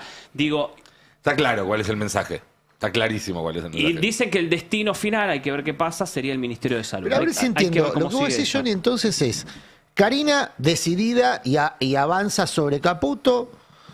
En el contexto de esa avanzada se conocen un par de lo que en la interna se conocen como vueltos, que son escándalos públicos con Adorni, persona de la intimidad de Karina. Sí, Libra. Bueno, en el medio aparece Milei tratando de amortiguar impactos o de terciar en la crisis. ¿Con qué objetivo? O sea, ¿cuál es el objetivo político? El personal lo entiendo, porque vos lo explicaste hace un ratito, que Milei los necesita, los quiere a los dos, digamos. Eso sería lo personal. Pero el sentido político de confrontar con el deseo de su hermana, cosa que es una novedad, ¿no? Si planteado así. ¿Cuál es? ¿Es un Milei que busca tomar el control de su gobierno o no? A Milei no le conviene un Santiago Caputo afuera. ¿Por qué? Santiago Caputo sabe, te diría, sí, el 99% de las cosas que suceden a Milei y a nivel familiar, y también a Karina. Es un problema tener un Santiago Caputo afuera. Hay que contenerlo de cualquier manera. ¿Y te puedo agregar algo más? Toda la reconstrucción de la secuencia de la noche de Libra que se hizo a partir del celular de Novelli demuestra por qué Santiago Caputo es necesario en este gobierno. Que es que cuando se estaba prendiendo fuego todo, lo que vemos es llamada de Karina, llamada de Milei, llamada de Karina, llamada de Milei, y en un momento eso se corta y el que entra en escena y empieza a llamar a todos y ordenar es Santiago Caputo. Yo ayer tiene una capacidad, evidentemente, por eso, mi pregunta tenía una carguita, Quiero agregar algo retórica sobre esto que dice Nicolantos. Ayer me confirmaron en off que las llamadas de Santiago Caputo a Novelli después de que estalla el escándalo de Libra, después del tuit de Milei, son para armar, entre comillas lo digo, una comunicación presidencial sobre el tema. Es comunicación de Santiago Caputo llamándolo a Novelli y diciéndole, y a bueno, Julián P. para tenemos que coordinar armar el relato los dos de los dos lados. Me lo confirmaron ayer en el gobierno bombero. oficialmente. Obviamente no va a salir una persona a decirlo en on. Pero me confirmaron que Santiago Caputo hizo esos llamados para armar el relato presidencial. El bombero. Ahora, entonces, lo Sí. mío tenía una carguita, si se quiere, de pregunta retórica. ¿Por qué? Porque teniendo en cuenta entonces lo que ustedes están explicando, ¿puede llegar a ocurrir que lo que estemos viendo en realidad no sea una interna, sino la puesta en escena de una interna? También, eso siempre está arriba de la mesa. Esto es algo que está en todos los manuales de conducción política, ¿no? En todos los manuales de conducción política, una de las formas de generar hegemonía, es decir, de ocupar todo el espacio, es generarte tu propia oposición interna, o sea, tus propias oficialismos y oposiciones. En Menem en su momento estaban los colorados, ¿no? Y los rojos eran los rojos Punzó, los colorados y los azules, no me acuerdo cómo se denominaban. Halcones y palomas. Halcones y palomas. Todos los gobiernos que tenían pretensiones hegemónicas y ocupaban buena parte del terreno, lo hacían generando públicamente disputas internas. Sí, esto, aparte, ¿podemos estar viendo una escenificación de la interna? Yo siempre miro ese costado. Digo, acá pueden estar armando algo. El tema es que, bueno, ahí hay que escarbar mucho, hay que llegar a lugares. Sí hay puestas en escena. El kirchnerismo eran los pingüinos y los no pingüinos. Ahora, ¿no? hay un factor más ahí también que para mí hay que juega en contra de esa hipótesis, que es el silencio absoluto de todo el dispositivo de redes del gobierno en los últimos días para salir a bancar no solamente a Adorni, sino también en gran parte de los Milei con todas las revelaciones de Novelli. No hubo trolls, hubo muy poco por parte de unas primeras respuestas del primer día que salieron no hubo. con las capturas de Grabois, pero después de eso se quedaron callados. Es decir, ahí evidentemente hay una banda que recibe la orden de quedarse quieto. La que está saliendo como vocera oficial del gobierno para tirar fuegos artificiales y bancar esto es Lilia Lemoyne. El gobierno eligió. Ayer estuvo en casa. Lilia Lemoine ayer. Pero Está bien, pero Lilia Lemoine ayer confirmó la casa de Adorni. Sí, la confirmó medio torpemente. Fue citada a la Casa Rosada. Ayer estuvo en Casa Rosada a la tarde. Pero lo confirmó. Sí, o sea, sí. había alguna duda de que esa casa efectivamente correspondiera a Adorni y lo confirmó ella en un tuit. Tal cual, totalmente. Esto fue anteayer y ¿Te vas a ayer. decir que eso fue torpeza? Él es una persona que está en los 5 metros cuadrados de intimidad del presidente de hace muchos años. Tonta no tiene un pelo, Y eso ha demostrado. De tonta además. no tiene un pelo. Sí, está todo simulado. A Adorni le olvidaron de decirle que hoy venía el doble a laburar, ¿no? Porque se está comiendo él en su propio... Pero si ahí va Adorni habitualmente todos los fines de semana, tampoco tiene mucho sentido negarlo, ¿no? Esa mentira tendría patas muy cortas. Sí, salió a bajarle un poco el precio a la casa, supercasa. O sea, así que se tiró arriba de la granada. Se tiró, que suele hacerlo Lilia Lemoine. Fue también anoche a lo de Majul. Está como una especie de vocera. Siempre que estalla algo que es inexplicable para el gobierno, tiene que salir algún delirante a defender todo esto. Se suele elegir alguno siempre ahí. En este caso es ella. Va a ser la vocera hasta que alguien salga a explicar. Ayer me decían lo siguiente sobre Adorni. Me decían que está ratificado en el cargo, que va a seguir. El plan del gobierno para con Adorni es que siga en el cargo. Adorni tiene que seguir en el cargo. Dicen, vimos que obviamente el tema pegó, la imagen del gobierno fue dañada, la imagen de Adorni también, pero me decían, nuestra forma de solucionar esto es que Adorni siga en el cargo, que se muestre con gestión, que esté haciendo gestión, que solamente tengan que hablar para dar explicaciones sobre el tema si es que las tiene que dar. Y eso solo va a ir solucionando la imagen del gobierno y su imagen con el tiempo. Se tiene que mostrar activo, con gestión. Por eso vimos que apenas sucedió el tema, hubo una catarata de mensajes desde Presidencia de la Nación diciendo está haciendo esta actividad, está haciendo otra. Sí. Bueno, hay una idea de sanarlo de alguna manera ahí. A mí me dicen que este fin de semana pasa, que digo que va a seguir siendo el jefe de gabinete, que por ahora está. Hay muchos rumores dando vueltas. Yo no me quiero subir a nada porque, digo... es un tema Hay unas historias sensible, deliciosas digamos, porque... en torno a Federico Toma y algunas acciones políticas muy conmocionantes. Contá, Ahora en un rato vamos para allá. Quería hacer una escala antes en el PJ, que estuvo teniendo unos días, no sé si de actividad, pero por lo menos de cierto movimiento. Hay algunos movimientos, algún reunionismo que estaría mostrando algún acomodamiento, todo con miras al 2027. Vemos primero la placa 2, esto fue de hace ya unos 2 días, lo de Miguel Ángel Pichetto recobrando a Emilio Monzó, lo quiere recuperar, ¿no? Ya no es diputado, pero quiere recuperar, juntándose con ex libertarios, los de Carlos Kikuchi, podríamos decir la Libertad Avanza línea fundadora, porque tuvieron de la primera hora con Milei, después se fueron, recordemos que en el medio pasaron por la legislatura bonaerense y acompañaron proyectos de Kicillof. A ver si vemos la placa 2, está la foto de Pichetto Monzó con estos legisladores de la Libertad Avanza, insisto, que tuvieron un acercamiento al gobierno de la provincia de Buenos Aires votándole algunos de los proyectos que enviaba Kicillof y ahora se acercan a esta idea del Frente Nacional que Pichetto empezó a difundir después de reunirse con Cristina Kirchner, ¿no? En eso la verdad que están apareciendo algunas caras raras. Estas son de las más raras, podríamos decir. Acá lo vemos junto a Emilio Monzó. Mantuvimos un encuentro con dirigentes libertarios, alejados de la Casa Rosada, que comparten nuestra visión del país. Coincidimos en la necesidad de construir una propuesta capitalista, moderna y productiva, bajo un frente nacional amplio, ya de amplio como que se está desbordando, ¿no? Y vemos las fotos entonces del armado de Pichetto, que bueno, pasa con la ambulancia por lugares ya recónditos, ¿no? Este lo fue a buscar, bueno. Claramente acá lo que se ve es que están buscando hacer pie en la provincia de Buenos Aires. Claro, están juntando todo lo que hay. Bueno, vamos a la placa 1, que también... Bueno, hay un armado que ya presentó algunos proyectos con Pichetto, que es el de los diputados de Unión por la Patria no kirchneristas, o no, que no responden a la conducción de Cristina, que cada vez se van ampliando y van presentando proyectos y ahora empezaron a hacer reuniones políticas.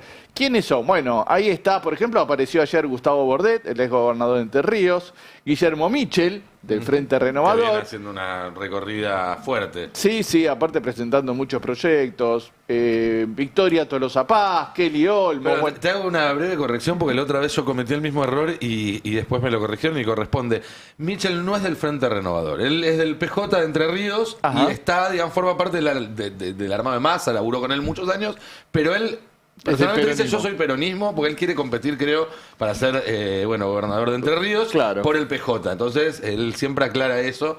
Como yo el otro día lo dije que era el Frente Renovador y me dijeron, che, mirá que no es el Frente Renovador, quiero cumplir. Bueno, con muy la bien. elección. Y estábamos ayer entonces con Ricardo Quintela, gobernador de La Rioja. También sabemos que en algún momento buscó presidir el PJ Nacional. Nos reunimos con senadores y diputados para analizar los desafíos que tenemos durante este 2026. La realidad de nuestras provincias es preocupante. El ajuste de Milei se traduce en menos producción, menos empleo. Bueno, esta idea productiva también y otro armado, Quintela sumándose a estos diputados no alineados. Si vemos la foto del gobernador con este grupo, ahí lo vemos a Bordet, Michel, Victoria Tolosa Paz, Kelly Olmos, hay uno de San Luis, otro de Mendoza. Bueno, este grupo que se va armando, ya conformando cada vez un grupo con una identidad. Y ayer lo que sucedió, me parece que fue lo más importante del día, es Axel Kicillof, el primer acto del movimiento Derecho al Futuro fuera de la provincia de Buenos Aires, lanzándose aquí en la ciudad. Fue un acto, en realidad fue un plenario de organizaciones porteñas, un grupo de organizaciones que a partir de ahora se van a agrupar bajo el paraguas del Movimiento Derecho al Futuro aquí en la ciudad de Buenos Aires. Compartió el acto con Augusto Costa. Ahí lo vemos ahora le vamos a poner audio a este videito de Tiempo Argentino.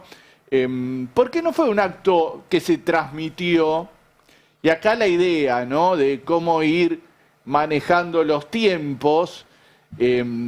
Porque lo que creen en el entorno que sigo, que todavía no es como para salir a hacer campaña abiertamente, no están los tiempos ni el clima social dado.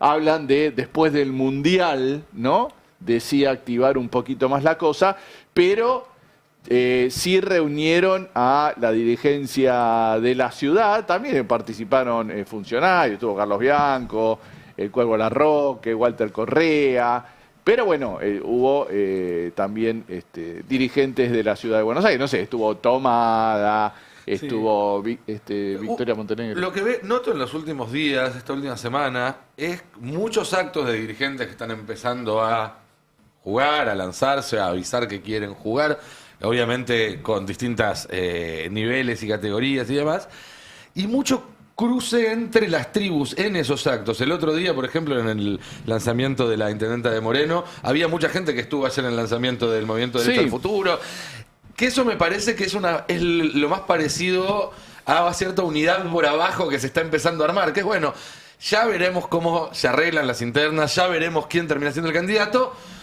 Pero si no empezamos a empujarnos todos los que queremos subir y después vemos quién queda, si empezamos a tirar, si seguimos tirándonos entre nosotros, esto no llega muy lejos, ¿no? Sí. Hubo como un cambio de chip ahí, que no significa que la interna por arriba termine. Obviamente, la relación, hay un vínculo personal que ahí se rompió, el de Cristina y Máximo con Axel Kicillof, eso está claro. Pero como decís vos, por abajo también hay una idea de, bueno... Este grupo de diputados que vos acababas de mostrar, no son todos del mismo sector ni de la misma... No, de hecho, Tolosa Paz está con Kicillof. Así es. De los que estaban ahí en ese grupo. Sí, el acto de Mariel fue el que, es verdad, lo que mejor mostró todo esto. Estaban todos, no sé, Mayra Mendoza, Carly Bianco, Guillermo Moreno. ¿Cómo y si podemos ver de nuevo el videíto de Axel. Bueno, vamos a decir que Axel viene el domingo a asumir en el PJ bonaerense. El martes de lanzar el Centro de Estudios Derecho al Futuro, también en La Plata, pero también como una idea de ir agrupando todos los equipos técnicos nacionales. Y ahora, ayer, el primer acto fuera de la provincia de Buenos Aires, que prometen ir replicando, primero con más actos acá en la ciudad, sí ya públicos, y también con ir difundiendo este sector, el de Axel Kicillof, en distintos puntos del país. A ver cómo lo presentaban, qué era lo que decía Augusto Costa. Acaba de terminar el evento en el cual se lanzó oficialmente el Movimiento Derecho al Futuro en la Ciudad de Buenos Aires. Es el primer lanzamiento del MDF por fuera de la provincia de Buenos Aires para la militancia de las ciudades, organizaciones y muchos de los que venimos trabajando hace mucho tiempo. Es un paso fundamental porque consolida una organización política que necesita tener su pata en Buenos Aires. Y ya con una hoja de ruta que tiene mucho, que por un lado va a ser discutir un gobierno nacional, pero también discutir lo que en Ciudad de Buenos Aires hace 20 años que gobierna, que es el macrismo, y vamos a tener que acompañar el programa nacional y fundamentalmente darle contenido a lo que es el futuro para nosotros en la Ciudad de Buenos Aires. Así que mucho trabajo. Bueno, fue en el Teatro Picadero, esa era Berenice Yáñez, legisladora porteña, que Kicillof la puso en la lista aquí en la ciudad. Y terminó con una cosa, porque ayer el que reapareció con uno de esos off que acostumbra a dar, pero hacía mucho que no daba, fue Sergio Massa.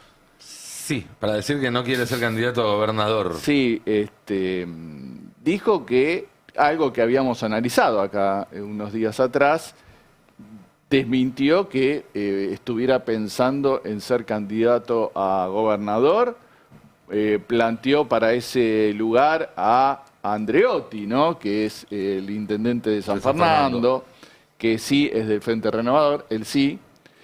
Y él no descartó que pueda ser candidato y de nuevo por la presidencia. No lo descartó, o sea, hubo una pregunta y él... ¿Sabemos si el off es nuevo o es del 10 de diciembre de 2023 y estuvo guardado todo este tiempo? Porque parece la haberlo... carpeta, ¿está diciendo? Me dijeron que... No, digo que si quiere ir de nuevo por la presidencia hubiera sido bueno... Que lo dijese en su momento. No solo que lo dijese en su momento, que actuara en consecuencia durante los 4 años del mandato de Milei. Me parece que si hablamos de crisis de representación no podemos pensar, así como ayer hablábamos de Goebbels y decía, no, el tema no es que es evangelista, es que es un millonario que vive en Los Ángeles, no podemos pensar que los problemas argentinos los resuelve un millonario que vive en Los Ángeles, que la representación de la oposición la tenga un dirigente que no hizo oposición durante los primeros 2 años, me parece raro. Se guardó, se estaba protegiendo. Él viste que hace un seguimiento de encuestas y de clima social, está auscultando cómo viene el clima con él, que obviamente los primeros meses fue como el blanco predilecto por el tema del índice de inflación y demás. Imagino que está esperando que en algún momento la gente empiece a decir, al final Massa tenía razón, lo que decía pasó, y esperar ese momento, el timing adecuado para reaparecer, pero bueno, esas cosas de laboratorio por lo general no aparecen. Uno también genera las propias condiciones para reaparecer, ¿no? Y si la gente sí. No, es raro. Hay que ver si mete ruido en La Plata esto, el tema de Massa diciendo no descarto que voy a ser presidente. Digo, hay que ver también cómo juega eso dentro del peronismo, dentro de la interna también. Sí, hay que ver también cuánto es una intención real y cuánto es posicionarse para negociar. Él tiene una fuerza en la cual tiene que mover fichas, garantizar lugares en las listas, en las intendencias y demás. Y siempre pedir de más es una buena forma de empezar a negociar para después decir, bueno, no soy candidato, pero dame esto, pongo esto otro. Sí, claro. Lo ha hecho mucho más a eso durante su carrera política, claramente. Es un experto en eso. Aparte, él sigue viviendo, esto no lo averigüé, pero él sigue viviendo de trabajar para los fondos de inversión. No lo sé. Es raro. Nunca se confirmó eso. No sé si es algo que él mismo quería que la gente pensara o si es efectivamente una realidad. Pero bueno, yo no lo tengo confirmado. Sería raro. O sea, yo pregunté varias veces en todos los lugares donde pude y nunca nadie lo confirmó. Sería raro un candidato de peronismo con sueldo de un fondo de inversión. Pero bueno, todo puede suceder, ¿no? Si queremos ni idea de acercarse a los mercados, esta sería... Perdón, Hablando de mercado. Sí, estás con lo de No, Toma. que no para de llegar ahora información. Sí. Acaba de cerrar un negocio la empresa de la familia Toma. Bueno, parece que hay un candidato menos para conducirla de 2 millones de dólares para proveer de cámaras. Murano, te acabo de regalar la columna del fin de semana. ¿La vas a escribir? No, estoy escribiendo otra cosa institucional. No, pero es muy interesante. Acaba de firmar, hace 15 días, un contrato con la provincia de Mendoza para proveer de cámaras a los patrulleros de Mendoza por $1.700.000. ¿Está relacionado con el SAR de las cámaras en todo el país? ¿O? Claro, la historia es muy interesante. La historia de esta empresa está vinculada, por ejemplo, al espionaje de Delfino Palacios, del PRO en la ciudad de Buenos Aires. Caramba. En su momento, acá me está recordando un compañero de Revista 23 que hicimos una tapa en 23. Revista 23. Bueno, no se ría, muchachos. No, está bien, está bien. Trabajamos en muchos lugares. Sí, no, está bien. No digo por eso. La calle Serrano. Hicimos una tapa donde lo presentábamos a Toma como el cerebro del espionaje PRO a partir de aquel episodio del Delfino Palacio. A Miguel Ángel, al padre. A Miguel Ángel Toma, Claro. pero por esta empresa. Ciro James, Claro. exactamente, por esta empresa, que es una empresa que arrancó poniendo los domos, no sé si se llaman así, las camaritas blancas que dan las vuelta. camaritas que son 360. 360, están en la ciudad. Disputó ese negocio con gente muy vinculada a los medios de comunicación y a la Embajada de Estados Unidos, y se llegó a un armisticio. Bien. Se repartieron. Y ahora, desde entonces, desde aquel armisticio, la familia Toma provee de cámaras de seguridad a los patrulleros. Tiene contrato con Río Negro, ahora acaba de firmar uno con Mendoza, está muy vinculado a Ernesto Sanz, el senador, el ex senador de la Unión Cívica Radical, también muy vinculado a negocios de inteligencia, de todo tipo, hace negocios. Me llama la atención que tenga esos negocios porque hay un monopolio ahí, digo, se metió evidentemente. Por eso se dividieron. Claro, evidentemente se fue fuera de la ciudad, de la provincia. Después de correr un poquito de tensión, hubo un momento de tensión, una ida y vuelta, digamos. Es gente que disputa con dientes apretados, ¿no? Sí, no es gente. Finalmente, este grupo se llama, ya que estamos mencionándolo, ya te digo, se llama Pletac Electronics Argentina Sociedad Anónima, es la empresa de los Toma. Se dedica a eso, a poner camaritas de seguridad en los patrulleros, que es parte de un dispositivo comunicacional, porque esas camaritas después, con esas camaritas se hacen programas de televisión. Claro. Un servicio a la comunidad. Espectacular.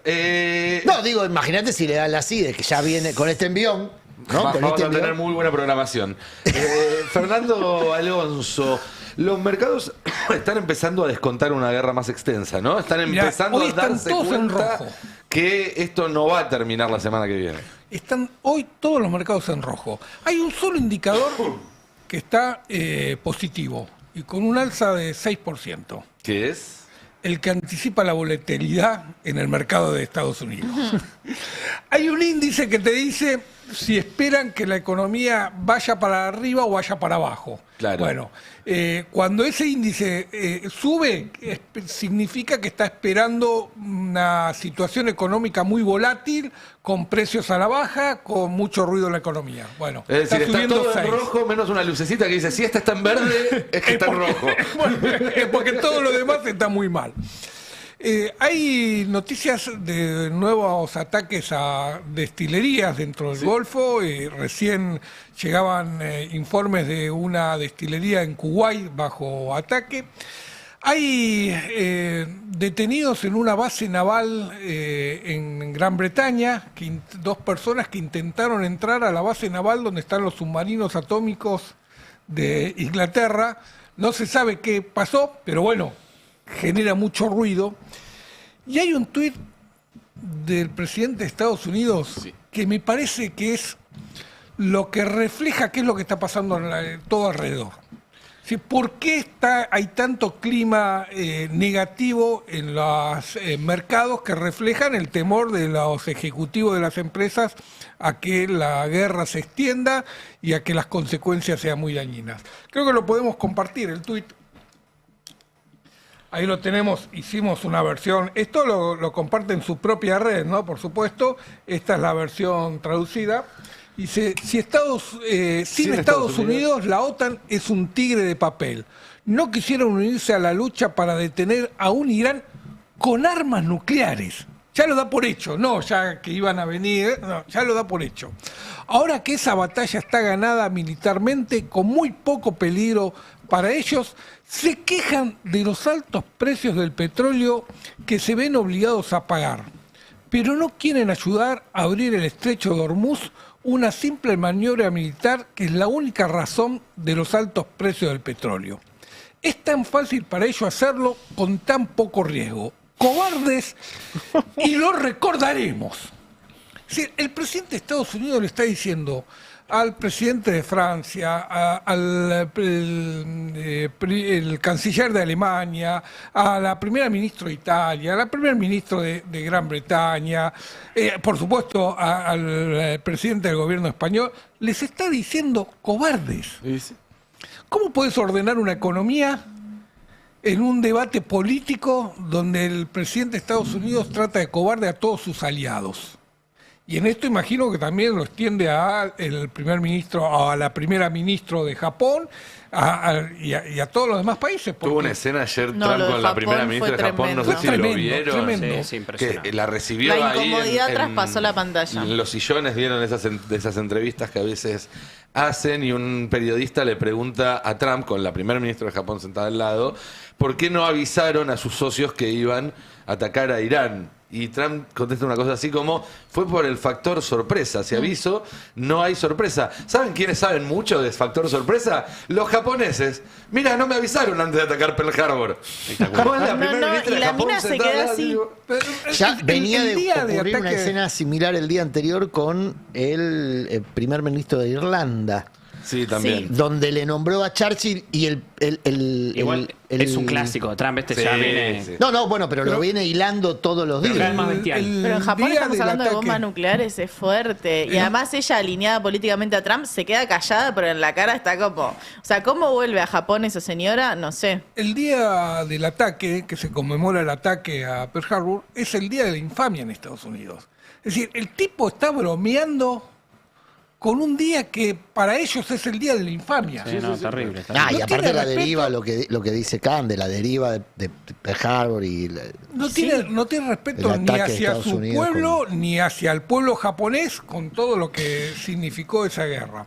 Pero bueno, lo concreto es que el petróleo está ahora rondando los 107, 108 dólares el Brent, 158 dólares si lo querés fuera del estrecho de Hormuz. Hay que siempre tener presente esto porque es los precios que verdaderamente se están trasladando al costo de vida en los países.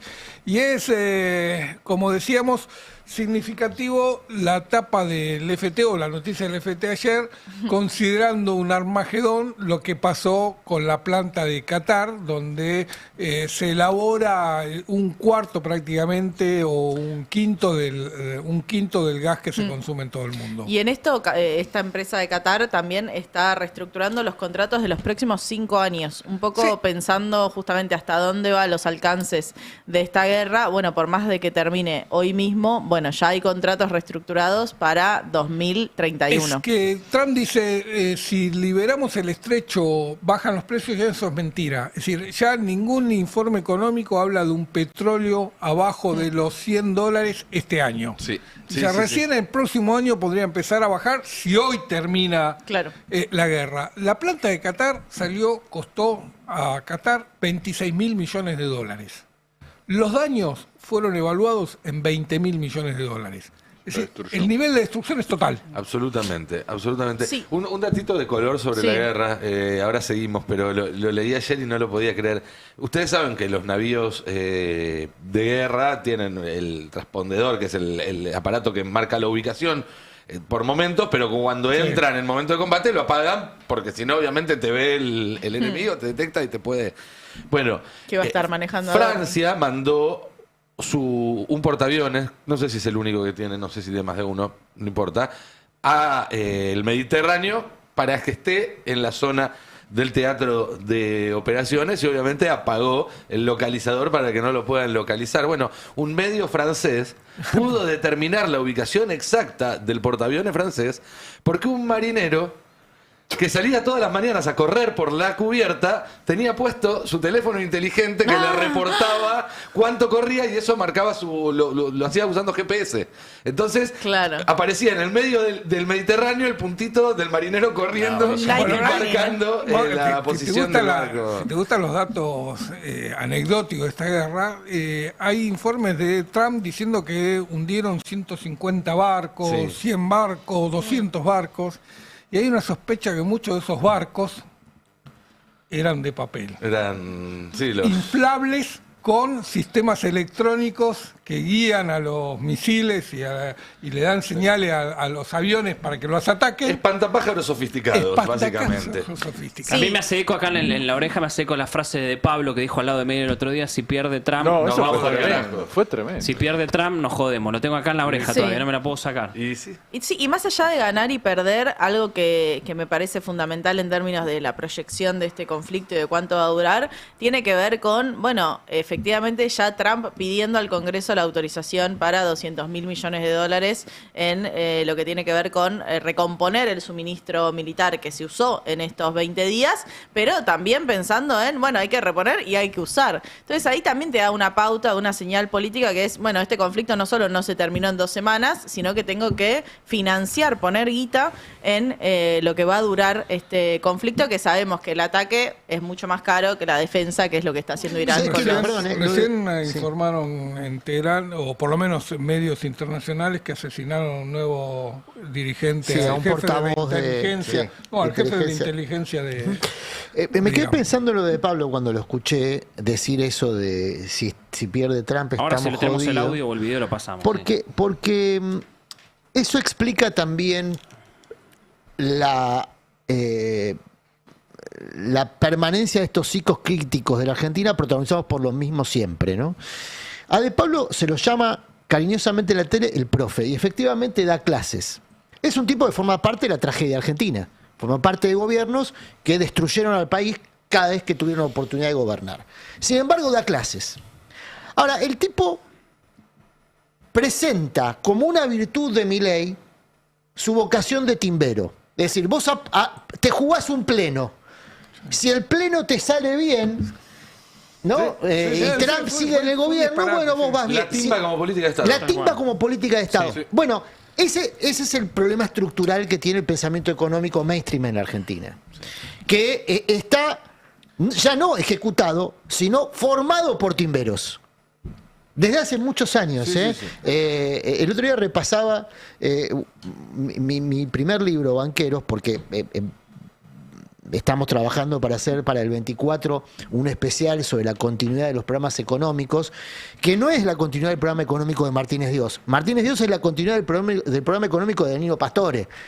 Es decir, hay una continuidad que nace con el plan de financiarización de la economía argentina y la destrucción de su aparato productivo, que viene de antes de la dictadura. La dictadura lo impone a sangre y fuego. Ahora, es impresionante la repetición de nombres, de apellidos, de programas, de lenguaje.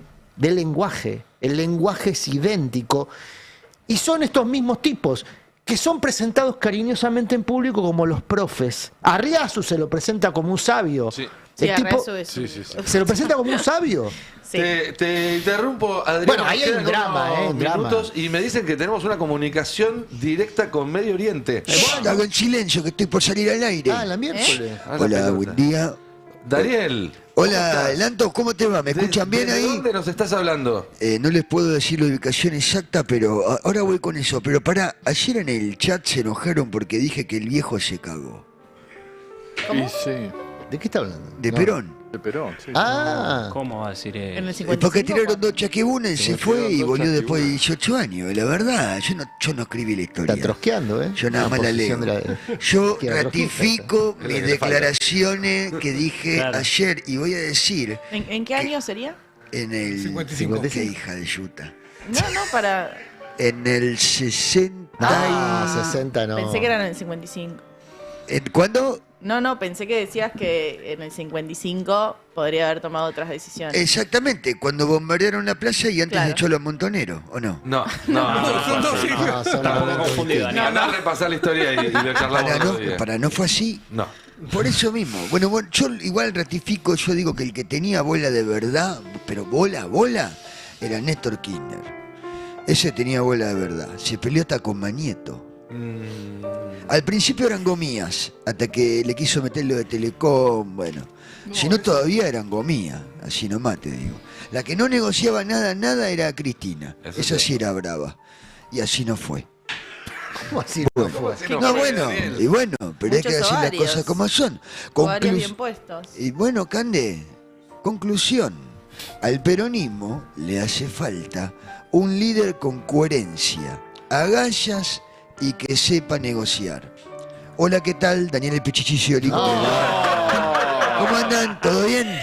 Pero ¿Qué novedad tenemos? la coherencia en tu caso que es ser oficialista. Bueno, siempre fui un muchacho oficialista. Sí, fui oficialista, claro. Siempre Una fui posición oficialista. coherente. Lo que cambian son los gobiernos, sí. Lo que no entiendo, Pichichi, es por qué te fuiste a Medio Oriente para lanzar tu candidatura de regreso al peronismo. Bueno, estamos trabajando en eso. Acá estoy en un lugar que no puedo revelar, solo puedo decir que es una playa de Medio Oriente. Llegamos recién, estoy con ¿Estás con la lancha? Estoy con toda la delegación, venimos con la lancha, un quilombo, acá todo Hormuz, como Hormuz. ¿Te dejan pasar por ahí? Es muy estrecho, Nico. Es muy estrecho el estrecho de Hormuz. Es muy estrecho, sí.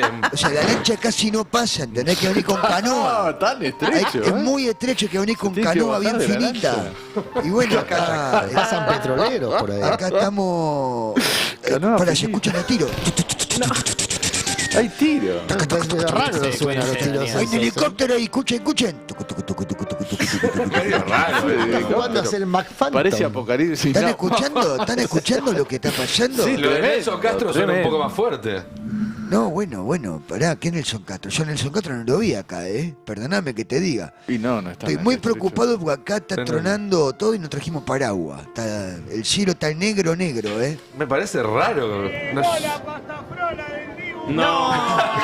Qué raro. Seguro Son una playa medio complicada, hablan idiomas irreconocibles. Me parece que te confundiste de arena, Estás en otra arena, Shh, pará que se escucha. Creo que. Hay tiro, escuchen. Doblaste para el otro lado en el arroyo Luján, me parece. ¿Dónde estás, Daniel? No puedo decir en Medio Oriente, una playa en Medio Oriente. Decinos dónde Está complicada. Abu Allah, Salam aleikum, salam. Lo dejo que se está complicando. Qué raro todo. Ahí viene un helicóptero. Me voy a esconder porque está complicado. Que se callen de los churros. Anda al refugio. Pedimos churros, Daniel. Me estoy peleando ahora. Lo dejo que me tengo que ir. Qué truco. Ok. ¿Qué decir después de esto? Por suerte se termina la semana, señoras y señores. Gracias a todos por acompañarnos una vez más acá. Compañeros, muchas gracias. También al resto del equipo que está del otro lado del vidrio. Quédense que sigue Adrián Murano con sus verdades afiladas. Toda la continuidad del Destape durante la tarde. Y el lunes a las 10 de la mañana nos reencontraremos aquí para hacer el pase. Que tengan muy buen fin de semana. Chau. El Destape 1070. Sin vueltas, sin ruidos. Información. Radio y punto.